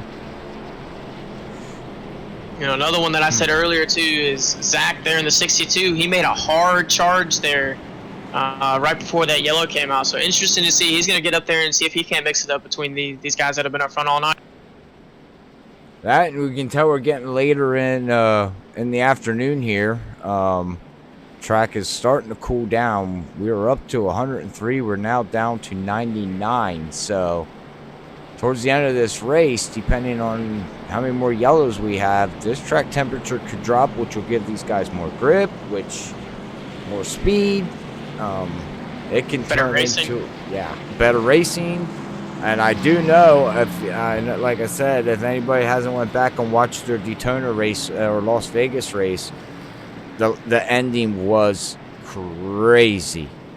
So grab your popcorn, grab your soda, whatever you're doing, get ready, because it's going to heat up.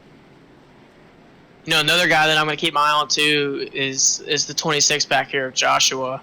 I know he had a couple incidents, and now he's kind of worked his way back up here. I know he had a scare earlier, but you know he's going to get up there and try and dice it up with these guys as well. And also, you can't count out the last week's winner, Bryson Clark, back there in the 22, sitting in 13th place. I know he's looking to go back to back, so he's going to do everything he's got to get back up front. Yeah, and try to put another victory there for Team Penske. Oh yeah.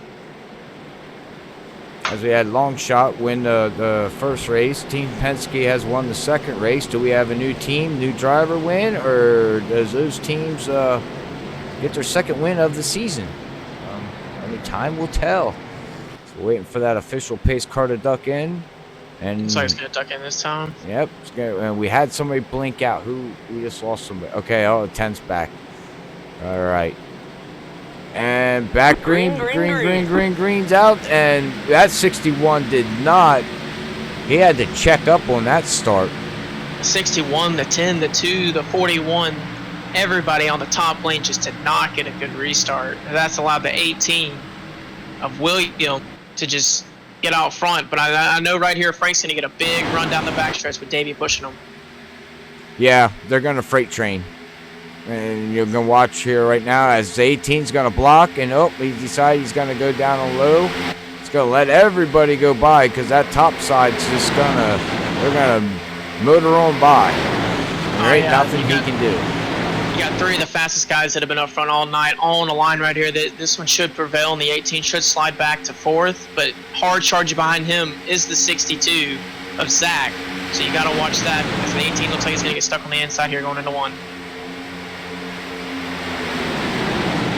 Well, like you said, I want to keep an eye on Frank there, because he's been playing the line. There he goes again.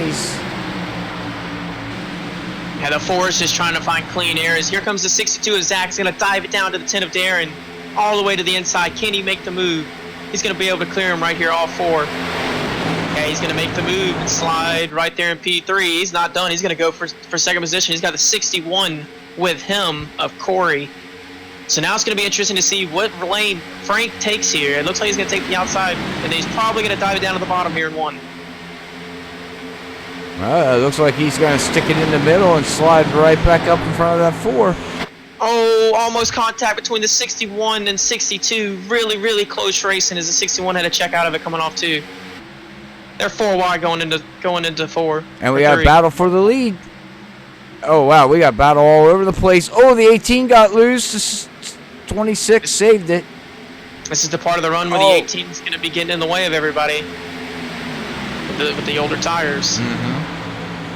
That with the back end damage too is not going to help. Oh no! Back up front, you got Davey Hendrick out front, and you got Frank right behind him. Hard charging is the 10 and the 62 as well.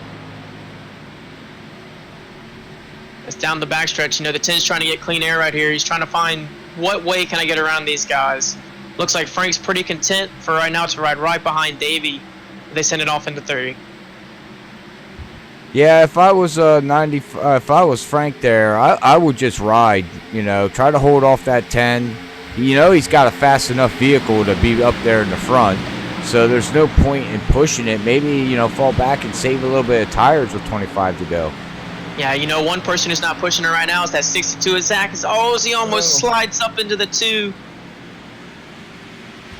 Zach is not backing off. Another hard charger that's coming, trying to work his way back up to the front is the 22. Bryson's got a little bit of help from the 12. I'm guessing there's going to be teammates with Team Penske. The 12 and the 22. Just based off the numbers. I'm still learning teams too, so. As Bryson's going to send it 3 wide back there for about the 8th, 9th, 10th position. Oh, contact. That's going to send the 05 to the inside, right to the 62. Oh, no. Oh. Came right across the nose of the 62. He had nowhere to go. As Davey was starting to get a little bit of a lead right there. It's going to be interesting to see if Frank can close that gap. Let's see if we can go back here and see what happened. Well, they went 3 wide going into turn 1, coming out of 2. We can see, the 05 tapped the 2, and there was nothing he could do. Around the 05, who is in the 05? That'd be Hank. It looks like it was just hard racing off turn 2. Looks like the 05 slid up into the 2, and that sent the 05 down to the inside.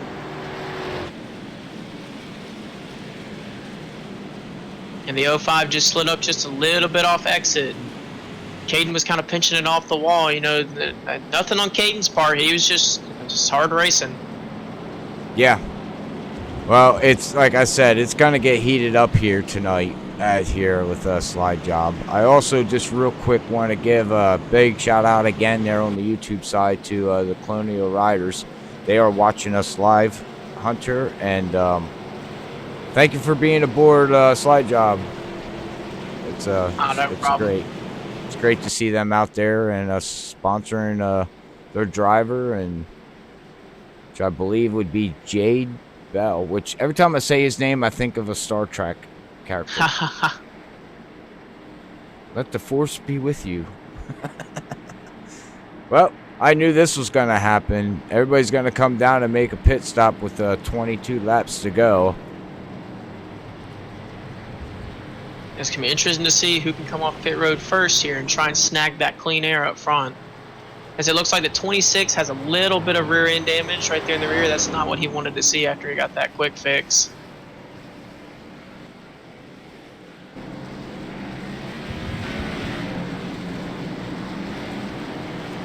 What a battle coming off between the 14, the 26, the 22, the 24, and it looks like it's going to be the 22, 14, 26, and 24. That would be for 9th, 10th, 11th, and 12th position.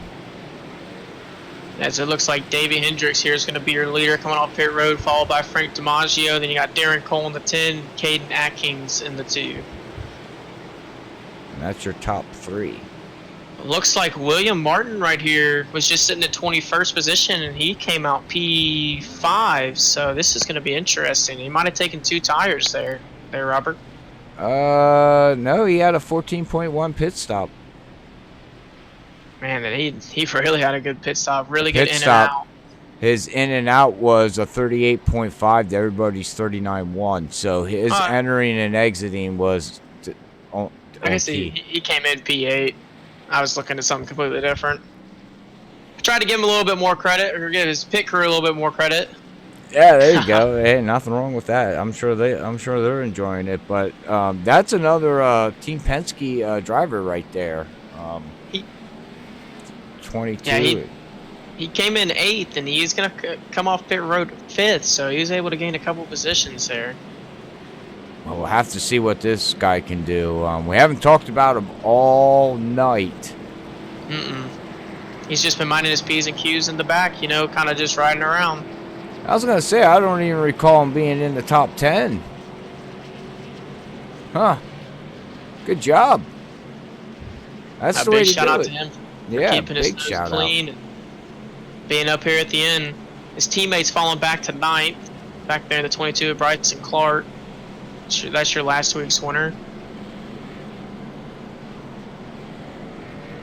I said it's going to be interesting here to see the battle between the 95 and the 4, because I think they're the 2 fastest cars, but I know the 10 is right behind them. I think he's probably the 3rd fastest car, you know, these past 15-20 laps. And then the 62 is also showing a lot of speed. I think he got the quick fix. I think Zach got the quick fix, so he might be all right. Yeah, it looks like his car's pretty clean, so watch for the 62 to stay up there and keep dicing it up with these leaders. Yeah, to go back to your comment there about the 10 being the 3rd fastest. I think on the short run, he is about the 3rd fastest vehicle, maybe 4th.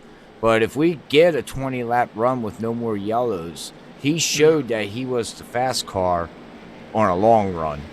Oh yeah, definitely for sure. On the longer run, the 10 has shown a lot more speed, but with the way that these cautions have been playing out, I don't know if we're gonna get a long run. So we're just gonna have to see how everything plays out. You know, I'm betting that he wants this to go green because he feels like he's just a tick faster than Frank and Davey up front. So.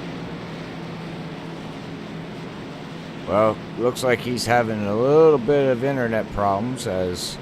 All right, he's back. He's back.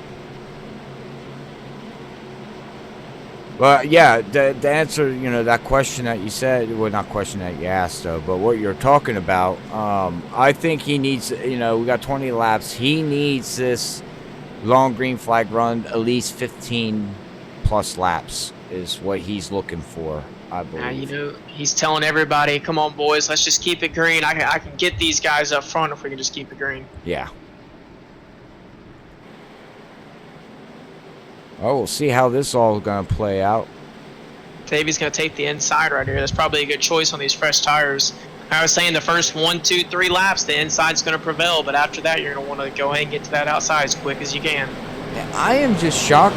I would have always thought the top was faster, that you could set it sail down in there, that these guys are starting on the low line, but what do I know, apparently? Yeah, well, the bottom is the fastest way around, but, after the tires get worn. Yep. Oh, we are going to go back green with 20 laps to go. Here we go, ladies and gentlemen. Hang on. The Force got a great jump. Again, we remember a great jump, something you don't want to do. Oh yeah, because right here, this is going to allow the 10 and the 95 and the 2 to all suck right back up. So we got close racing as the 12 and the 62 are side by side. It looks like Frank's going to stick to the bumper of that 10 for now. As I say that, he's going to stick it down low going into 3. Look at the run of that Ford. Oh yeah, the 95 right there. Frank got a huge shot from William in the 12. They're going to be close racing. We're going to door bank coming off 4. The 12's through the grass, and he saves it. Able to save it. Saved it. What a save from William. Great driving. Wow. So go back to the battle up front. We got another face up here, the 14 car. He's made his way back up front. Here's the 18 again with that rear end damage still up front. The 14's going to get sideways. Oh, the big crash. one. Oh no, Caden's in it, the 18. Oh man, I was just ready to give a shout out to the 88. Well, I can't give him a shout out no more, but who got loose there, you were saying? It looked like the 14 and the 18 went down. Yeah, they went down into turn 1. And looked like the 14 just lost the nose a little bit. And when he lost it, they kind of like synchronized spun, the 18 and the 14, you know, nose to tail, and just they both lost it. All right, well, we're watching on the replay. We see the 12 get loose. The 62 up into the 2. Now they're coming down the front stretch, across the start finish line, heading down into turn 1. And we'll watch. See here closely. Oh. Sure somebody didn't get in the back of the 14. I don't think there was any contact there. It kind of looked like it, but it might have been, you know, he got the 8. I think that was the 18, but he might have took air, you know, off the back of that spoiler, and just it made the 14 loose.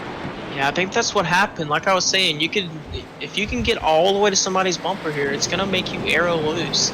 And honestly, I don't think the 18 got to the back. I don't think there was any contact. But it looks like the 14 just got aero loose, and then the 18 just followed suit and just went around with them. You know, one person that made it through that wreck too is last week's winner, Bryson Clark. He was able to squeak by right there on the outside and avoid it. Fortunately, that's going to be the night for Caden Atkins. They're in the 2 car. I see he had a really strong run. He was up front all night long. That and the 88 looks like that's going to be a night for him. He's taking it behind the wall. So that's going to be the night for a couple guys. You got guys coming down pit road here. I think everybody's going to came down pit road. Looks like the 95 is going to get a big advantage. He might have came in and taken fuel only, Robert. Yeah, he had a 4.4 pit stop. But why would he take this fuel? Took fuel only. Why would you do that? They have, don't they have shorter? They might have shorter fuel tanks. 75%.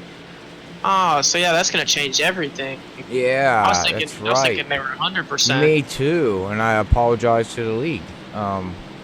Me too. I'm new here, but I still thought it was 100%. I don't know why I was thinking 100%, but no, 75%. So, about 20 some laps they can do it. So, well, I mean, everybody just made a pit stop anyway, so we're not gonna have to worry about fuel. But he pitted with all the other guys previous yellow, so.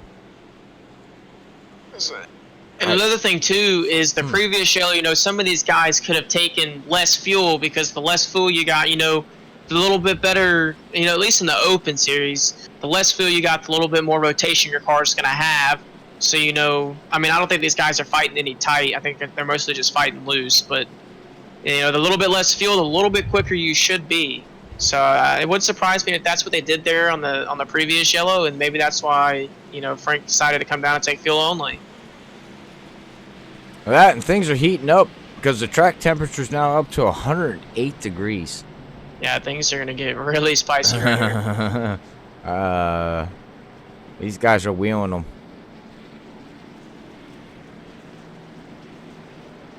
You know, another guy that's worked his way back up to the front is the 8 car of Noah.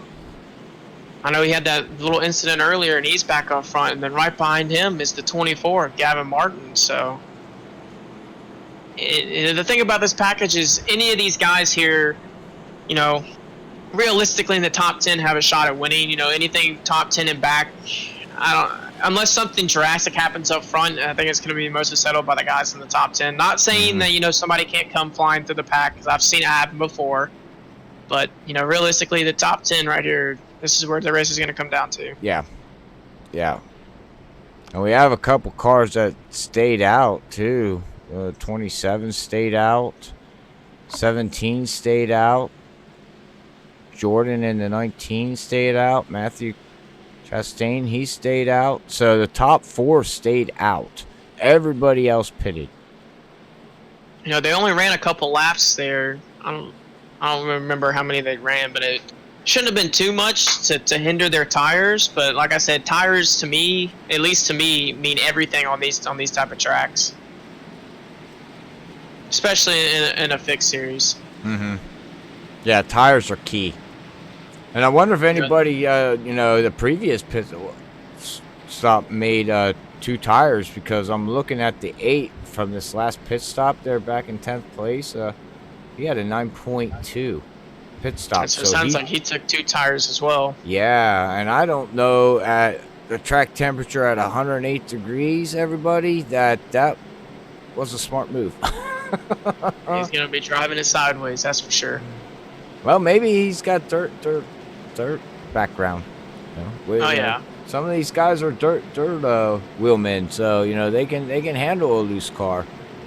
You know, your leaders here on that last restart, the 95 of Frank and the 4 of Davey, you're going to be starting right here in 6th and 7th position. So, or 5th and 6th, my bad, 5th and 6th position. And then you got the 62 starting in 7th, and then the 10 and 8th. So it's going to be interesting here to see if they can how they're going to maneuver this traffic right here. I got a funny feeling they're going to get a run, and they're going to take it 3 wide going down the backstretch. I don't think they're going to be able to do anything in 1 and 2. I don't disagree with you. And green's out. Here we go. We're going to find out what happens as that 27 gets a great jump, but that 27. Go ahead. Go ahead. Oh, I was just ready to say that 19. Look at him. He's like, oh, move over, Mimi, coming through. And the 19 knows he's going to have those fast guys pounding right on his rear bumper coming down the backstretch. He's got to get as far out as he can and try and block runs. But like I said, the draft is it's an equalizer. It's going to bring everybody right back together. And it is, too, because now here comes the 95. Oh, look at difference on tires. Oh, yeah, Frank's going to send it down. Is there 3 wide and 3 and 4? You got the 62 of Zach, the 17 of Brian. Oh, the 24 got loose. Oh, big wreck going into pit road, coming off forward. Yellow's back out. Oh, man. Wow. I think that was the 24 of Gavin. Yeah, it looks like the 24's got significant rear end damage.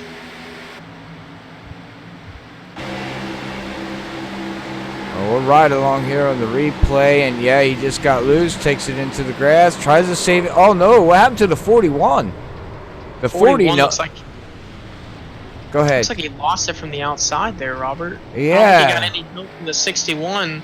Nah, the 41 just got loose in between 2 cars, and you know what kind of led to the 24 getting sideways was he kind of clipped the apron there in the center of the corner, and when he did that, he had to kind of catch it. When he caught it to slide up, you know, the rear end just came around, and the 41 just lost it all by himself and ended up coming down and taking away a really good save from the 24.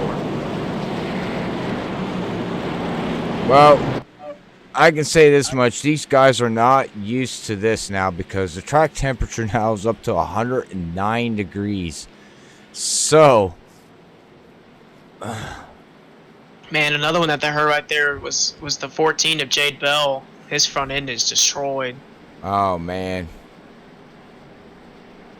We'll have to look. Let me look through the scoring pylon here and see. Looks like they're not retiring though. Dave Bell is not sure where he's sitting. I try to stay out there and get as many positions as he can.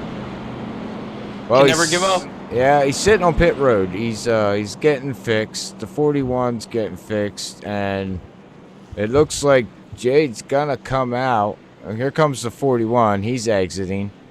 He's not giving up.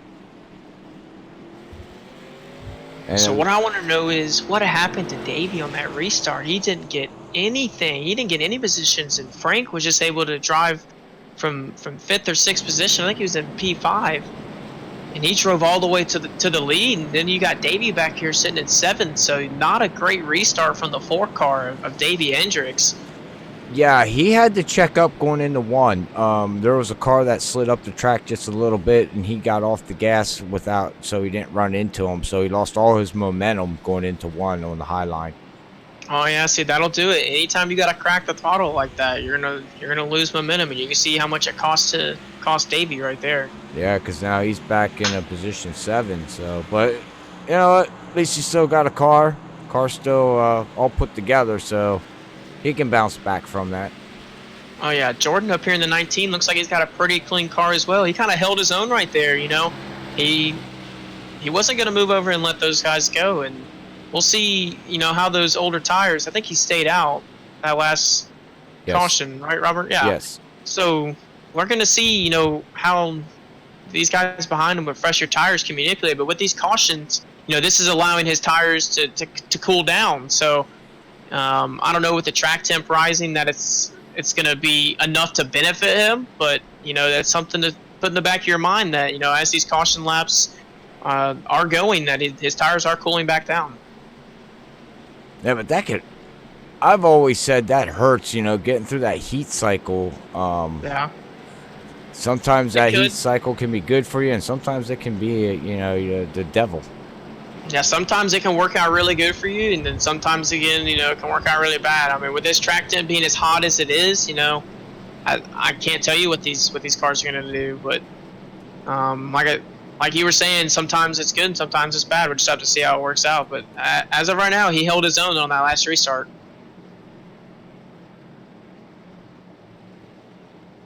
Sounds like Frank's going to take the outside lane here on the restart is what I'm hearing. So this shot will be interesting. He's going to have the 62 starting 3rd. Wonder why he always started on the inside. Now he's here with 10 to go. He's going to start on the outside. That's maybe interesting. with this track temp, that bottom, like you were saying earlier, how they're going to migrate to the top. The bottom might not be the place you want to be with a higher track temp. Yeah, I would. That's my guess. I would just go to the high side. I mean, track temperature now is dropping back down. It's down to 107, but that's because we're under yellow and these guys don't got the exhaust getting hot on the track. Yeah, so another car that's going to start right behind Frank is the 17 of Brian. So, you know, he was up there earlier and he kind of held his own as well. I'm interested to see how fast and when the 4 and the 10 make their moves to try and get back to the front. And then right behind them, you know, you got the 26 and the 22. So, you know, I mean, you know, you still got a lot of fast guys up here that got to manipulate through some of this slower, you know, not slower traffic, but older tires, I should say.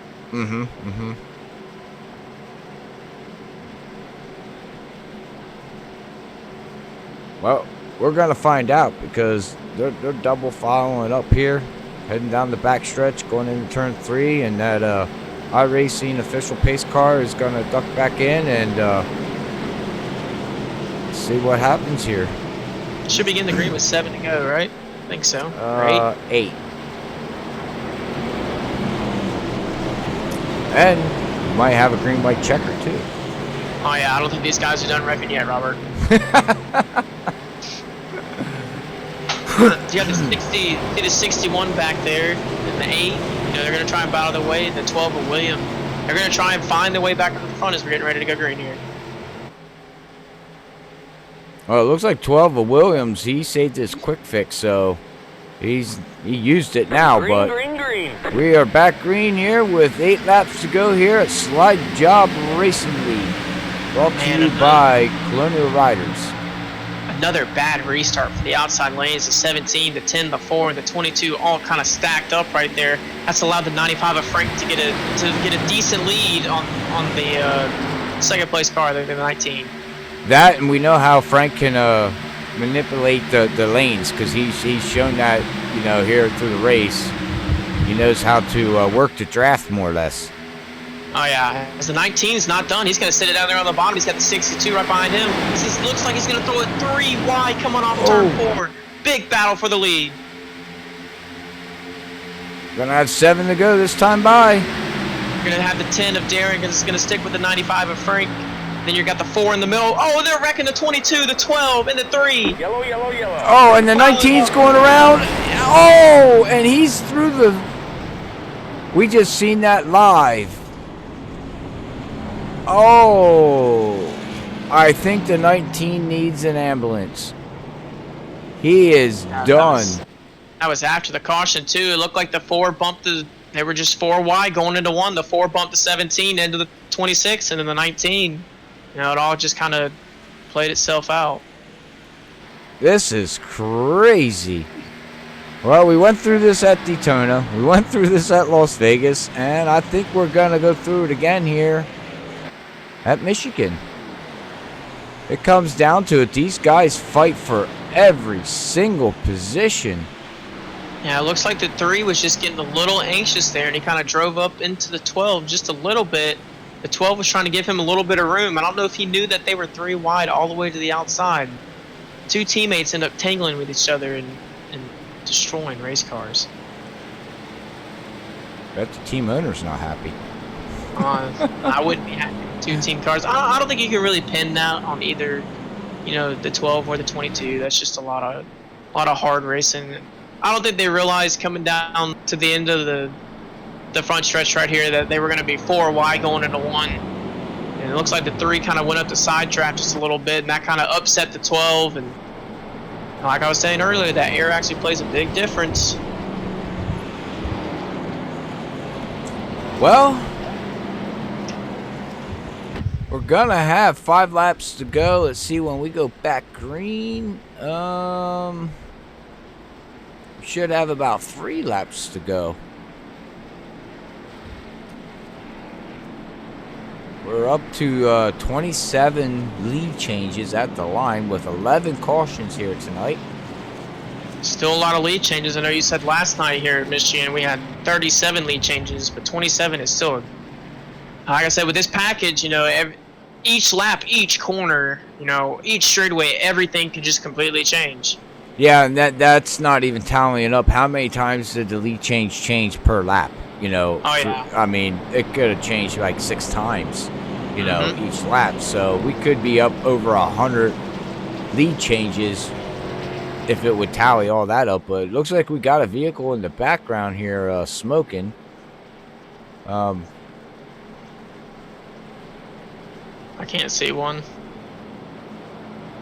Looked like we had somebody back there still out in the track, but they were smoking.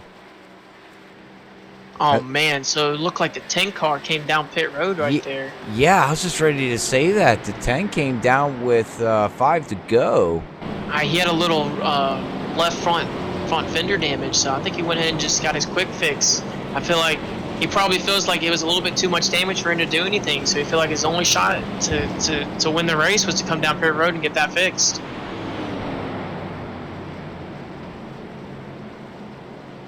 There is a vehicle smoking. Somebody's up here smoking. They're down on the apron. And it looks like it's that would be Ed Burrell. On the 21? Yeah, it looks like he got his car fixed, but it looks like the motor expired on him, and he's bringing it down pit road and probably gonna call it tonight. Unfortunately for Ed Burrell. Well, he tried, but all right. Well, we got 4 to go here. Pace car lights are still on. I think it's going to come down to our green-white checkered here. That's what I was just ready to say there, Hunter. I think it's going to come down to green-white checkered. You know who that helped out right there, though, with all that is the 4 of Davey Hendricks. You know, he's able to get another good run at it right here. Look at Joshua. He's worked his way back up there in the 26. He's worked his way back up to 4th. He's got a little bit of rear end damage, but it's in the rear, so it shouldn't hinder him too much. So we'll have to see, if he can come up here and mix it up.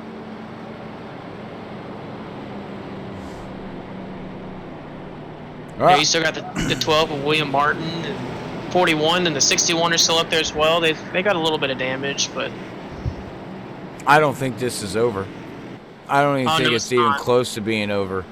And I think Frank here just said he's going to take the bottom. So, interesting strategy to where last time he took the outside, now he's going to go back to the inside. So maybe he felt like the inside was going to be a better way to keep himself out front, but he wanted to try something different for that last restart, so he went to the outside. It's all about trial and error.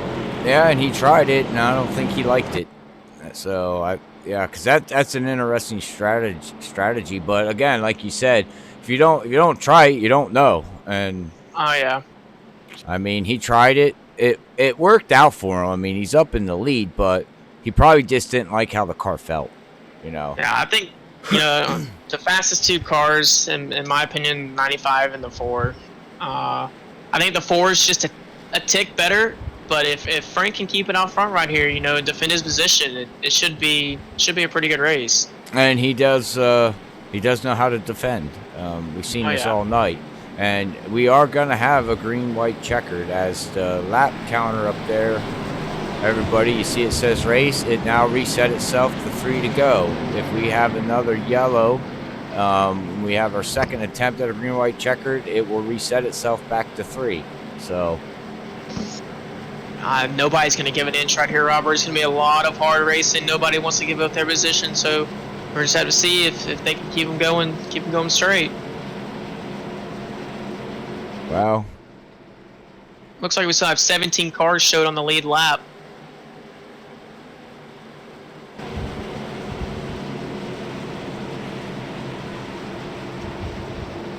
Well, I'm a Toyota guy, so I'm rooting for my Toyota there of the M&Ms. So I gotcha. I said I am in the middle. I am not biased towards anybody. I just like seeing great racing. So. Oh, boo.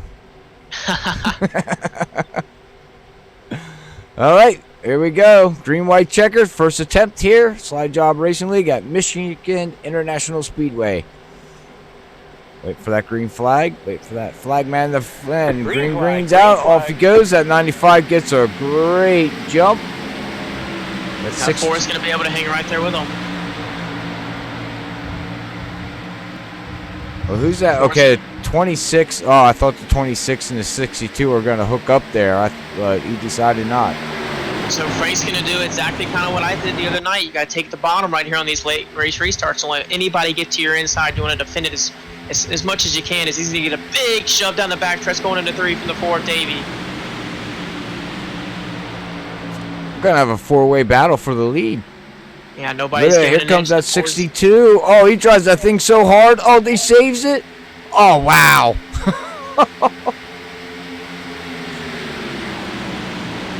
Four is going to be right there going into turn 1. Oh, this is it. This is it. White flag. White flag. There will be no yellow. We're going to see if the 4 of Davey's going to be able to get a run down the backstretch. The 95 of Frank's going to throw blocks. He's going to be mirror driving down here, and the 26 of Joshua's going to see where he can go. So they're going to shove him into turn 3. I think that 95. I think Frank's got it. I think the 95's got it right here. He defended his position pretty well, and the 95 of Frank DiMaggio is going to come off and take the victory. Wow. What a race. It's through the grass coming to the checkers. Frank won over Davey by almost 100ths. Yeah, 6 1,000ths of a second, or 6 100ths of a second. Yeah. That was a pretty good race. Wow. The 4 cannot close up there at the end. I think he let him he kind of shoved him too far into 3, and he needed to lay off of him just a little bit getting into 3, and he could have got a run, but Frank did a great job of defending his position, and what a great race between those 3 there at the end. Yeah, well, Frank, coming through 3 and 4 there, what you're saying, he got a better run center off than the 4 did. You can see him just pull just a little bit out on him. So everybody's coming up and giving him love kisses, saying congratulations. Little love taps. And remember, Frank said he was filling in for the 44, so that's that's big for that team if points carry over. And I believe they do. As Frank about put it in the wall like I did a couple weeks ago at Watkins Glen. Yeah, that was funny. Well, congratulations to Frank on the big victory tonight. Him and Davey definitely had, they were the class that filled up front. A lot of guys were able to hang up front, but good win for the 95. All right, yes, congratulations to the top 3 there. As we will get these guys here for post-race interview, and we'll be right back after this quick word from Beat a Match.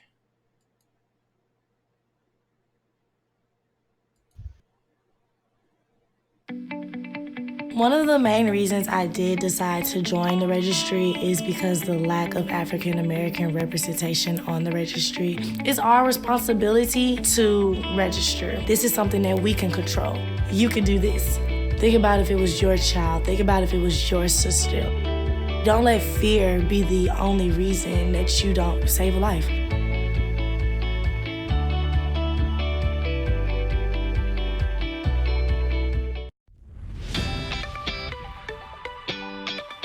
My name's Quentin O'Donnell. I'm 19 years old, and I was born and raised in Boulder, Colorado. When I was 16 years old, I was diagnosed with Hodgkin lymphoma, and since then, I have been doing 3 years of treatment. For the future, I hope that I'm able to beat my disease and just be a normal person. I want to go to college, I want to continue to race, maybe be a professional driver one day, and just keep on living. That's my goal.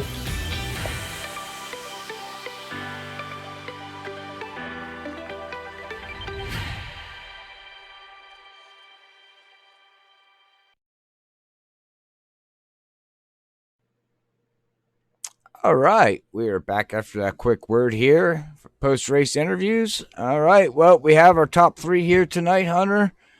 Who do you want to take? Who do you want to interview? The top 2, and I take the winner, or how do you want to do it, bud? However you want to do it, man. I'm just here for the ride. Just here for the ride. He's here for the freaky ride. All right, well, why don't you take the 3rd and 2nd place, and actually, why don't we do it this way? Why don't you take 3rd? I want to talk to the 4, Davey, and if you want, you can take on have an interview there with Frank. All right, that sounds good. So you want me to drag up Josh? Yes. All right, we're gonna go and get our 3rd place finisher here, Joshua. Hey, Joshua, it's Hunter Kent in the booth. You got a copy, man? Yes, sir. Hey, man. So what a crazy race this package brings. A question mark to who's going to be up front at the end. You ran up front a majority of the race, and then you kind of fell back with a couple incidents, and then there at the end you kind of found your way back up to the front. So kind of explain your race and everything that happened. Well, had a good qualifying effort. Started fifth. Beginning of the race, got caught speeding on pit road. Had to go to the back. Work my way back up through the field, and then the 95 and I had an incident. I don't really know. I started to get loose. I thought I saved it, and then he got me.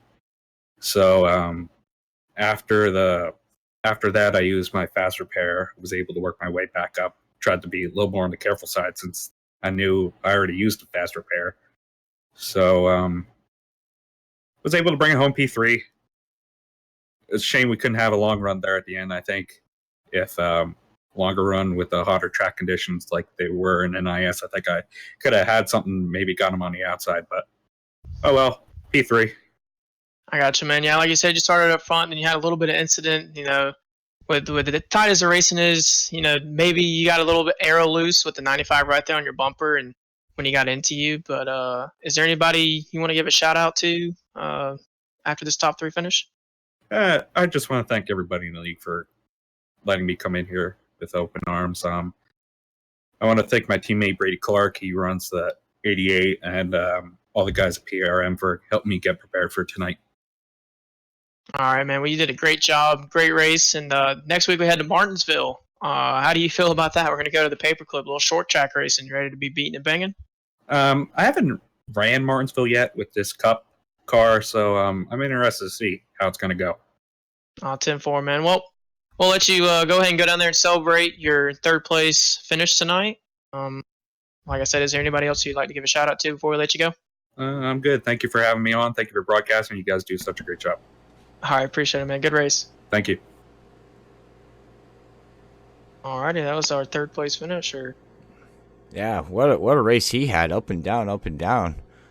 Yeah, he's kind of describing his up and down race there, and what a drive for him to be able to come back up to the front and get a top 3. That's kudos to him. Yes, I do agree. All right. Well, hey man, I'm down here with the number 4, the M&M's Toyota. I would like to have a talk with Davey here.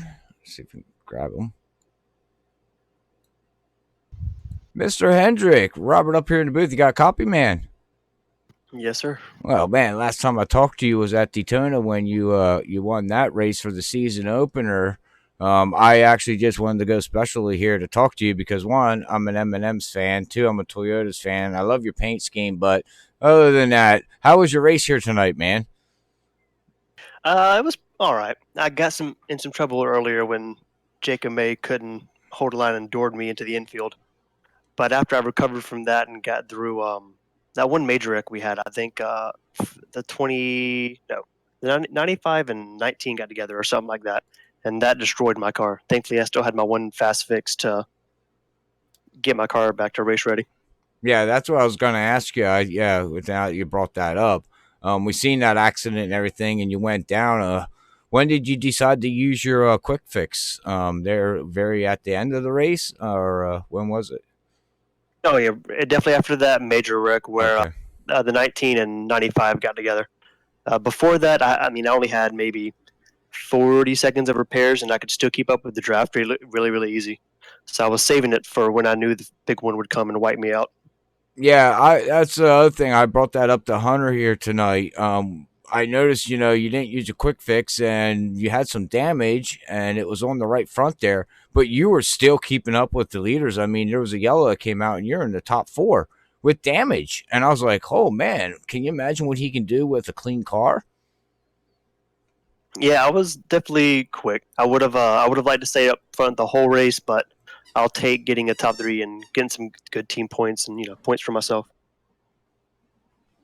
I apologize for that. My dog got his squeaky.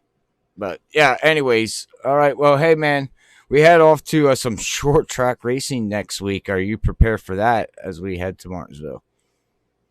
I'm sure it's going to be nerve-wracking. I say I'm excited for it now, but Yeah. we're not there yet. But I'm just happy to be off of full throttle the whole race. Have some type of change up in schedule. I'm glad. That's one thing I really like about this league.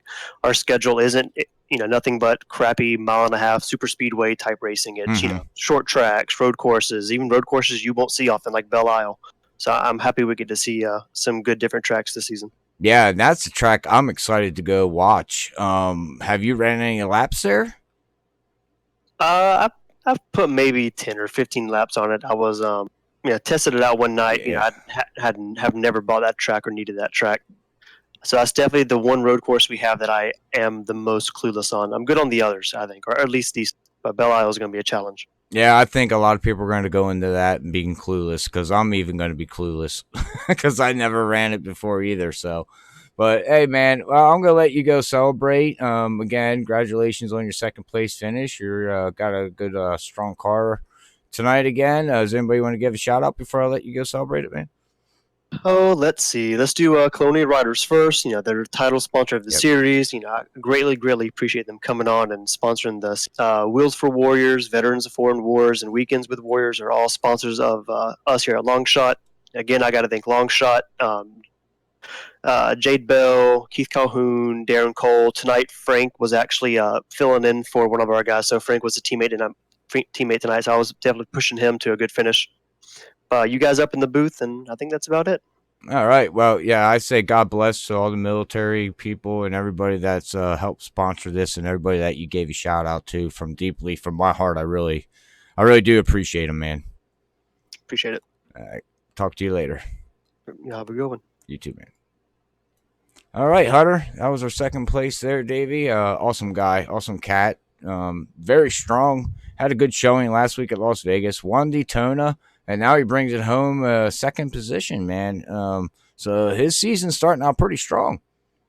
Yeah, great run there by Davey Hendricks. Just came up just a little bit short, but like he said, he was trying to help the 95 out there just a tad bit. So let's see if I went ahead and caught up with the 95 down here and see if we can go ahead and get him here real quick. Hey, Frank, it's Hunter up in the booth. You got a copy? Yep. Well, man, you led 41 laps. We talked to you at stage 1. You said you were going to try to, keep that track position and keep it out front.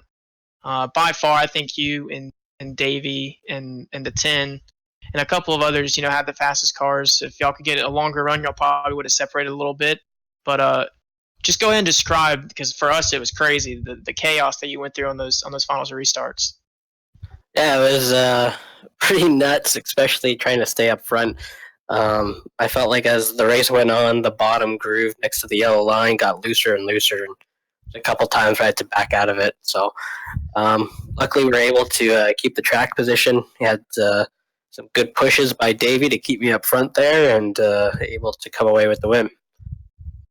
Yeah, I noticed, and I kind of was telling Robert too, is, as the track temp rose, the bottom would look like it would be all right for a couple laps, and then, it would start to dance around a little bit. That's something I experienced, driving these cars here as well.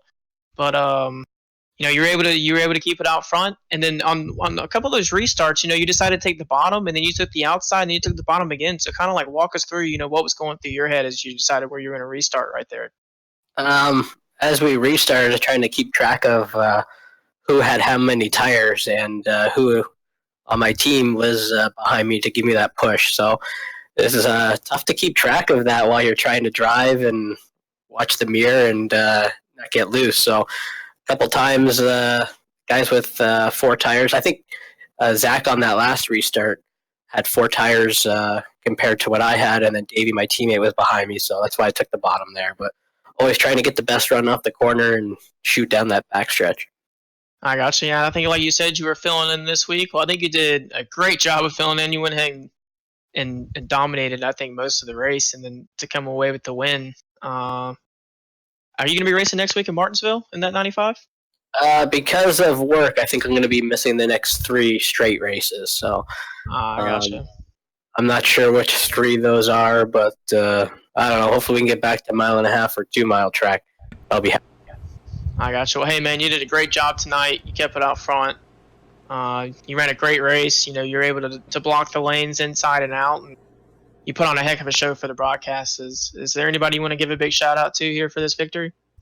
Just want to thank everybody on Long Shot that was giving me a hand. Darren, Jade, Keith, Davey, they all did a great job, and I think if it wasn't for those guys, I don't think it would have got the win.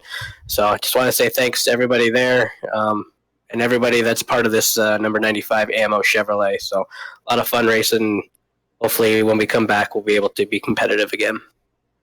All right, man. Well, great race. Good win. Go celebrate. We'll let you go celebrate with your team, and I guess we'll see you here in a couple weeks when you come back. All right. Thanks a lot, guys. Have a good night, man. Thank you. All right, man, Hunter, that was a great interview, man. All right, well, I got done. Trying. Okay. Yeah, that was great, man. Here at Freaky Fest, we do appreciate it. But here we got the unofficial results. As everybody can see the names here, I'm looking through this unofficial results here, and really what caught me here is Bryson. He's gonna in that 22. He's gonna come home 20th position. And see here, the 12 Williams, he was down on the cutoff line in the point standings. He's going to bring it home P7. So I believe he's going to be able to jump that cutoff line there for the playoffs for the top 20. So, but we'll have to see how that all plays out when the points get updated. through midweek here, and everything gets handed out. But what do you think tonight? What was what's your thoughts here tonight's race here, Hunter? Well, man, we had a lot of side by side racing. Just like we talked about, that's what this package is going to produce. A lot of tight racing. Nobody's giving an inch. You're able to see the guys who are able to manipulate the lanes inside and out prevail, and you see the 95 was able to throw the blocks that he needed to, and then of course he had the teammate behind him to help him out a little bit. So that never hurts. But the guys that were able to manipulate their way through the field and stay out of trouble, the ones that are going to finish up front tonight. I thought it was a great race. A lot of 3, 4 wide, 2 wide, door banging, everything like that. This package puts on a great show, and I can't wait to see next week at Martinsville what's going to happen when they hit it on a short track. Yeah, I second your final thoughts. What caught me really is what Frank said, how he, on that one restart on the inside, he was actually keeping track of tires on the tire runs of who had what on tires. That's a pretty interesting strategy call that actually I never thought in my racing career to think about doing. I don't know if anybody else does that, but I know he does it. That's interesting. I don't know about you, but man, that's pretty interesting how he was doing that. So that's my final thoughts. Beating, banging, hitting. This is what this league has. It's these guys race hard, clean, and then we get to the end of the race, and it's still racing hard and clean, and they race for every position, and they're not going to give an inch, no matter if you're teammates or not. These guys are going to race hard. But we'll have to see what kind of chaos comes out of here as we head to Martinsville, if there's going to be any penalties. Anything coming out, we'll find out through the story news through the week here at SlideJawb Racing League. And we'll see, man. You want to say something? I just wanted to thank you for letting me come up here and broadcast this race with you. It's not something I'm used to being the driver out there. So getting a different perspective and seeing how these cars are. Everybody's dancing around, and from the cockpit, it's a lot more difficult than it looks from out here. So props to all these guys. Great hard racing. Just can't thank y'all enough. Letting me come in here and broadcast the race with you. I had a blast. Oh, I had a blast with you, man, and we do here up here do appreciate you coming aboard here and helping out tonight, and I'm sure the league does appreciate you coming aboard and helping us.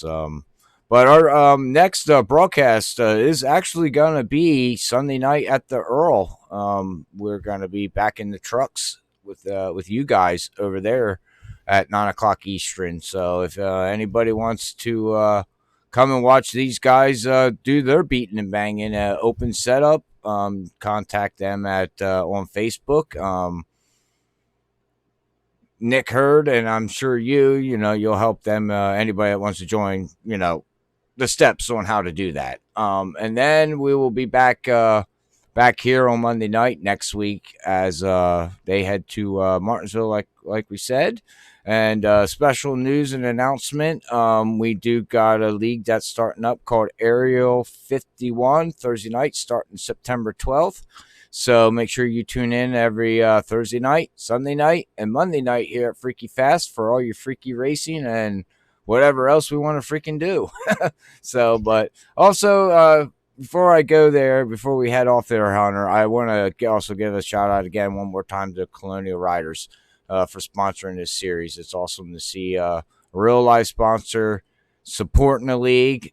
We do appreciate everything that they do and what they're for down there in Virginia. So again, God bless them. Thank you for that. But all right, well, man, we're going to head off and pack our stuff up and get ready to head over to the Earl next week. But until then, hopefully everybody has a safe week. Don't work too hard. And we'll see you on the next broadcast here at Freaky Fast Broadcasting. Until then, God bless everybody. Love yous all.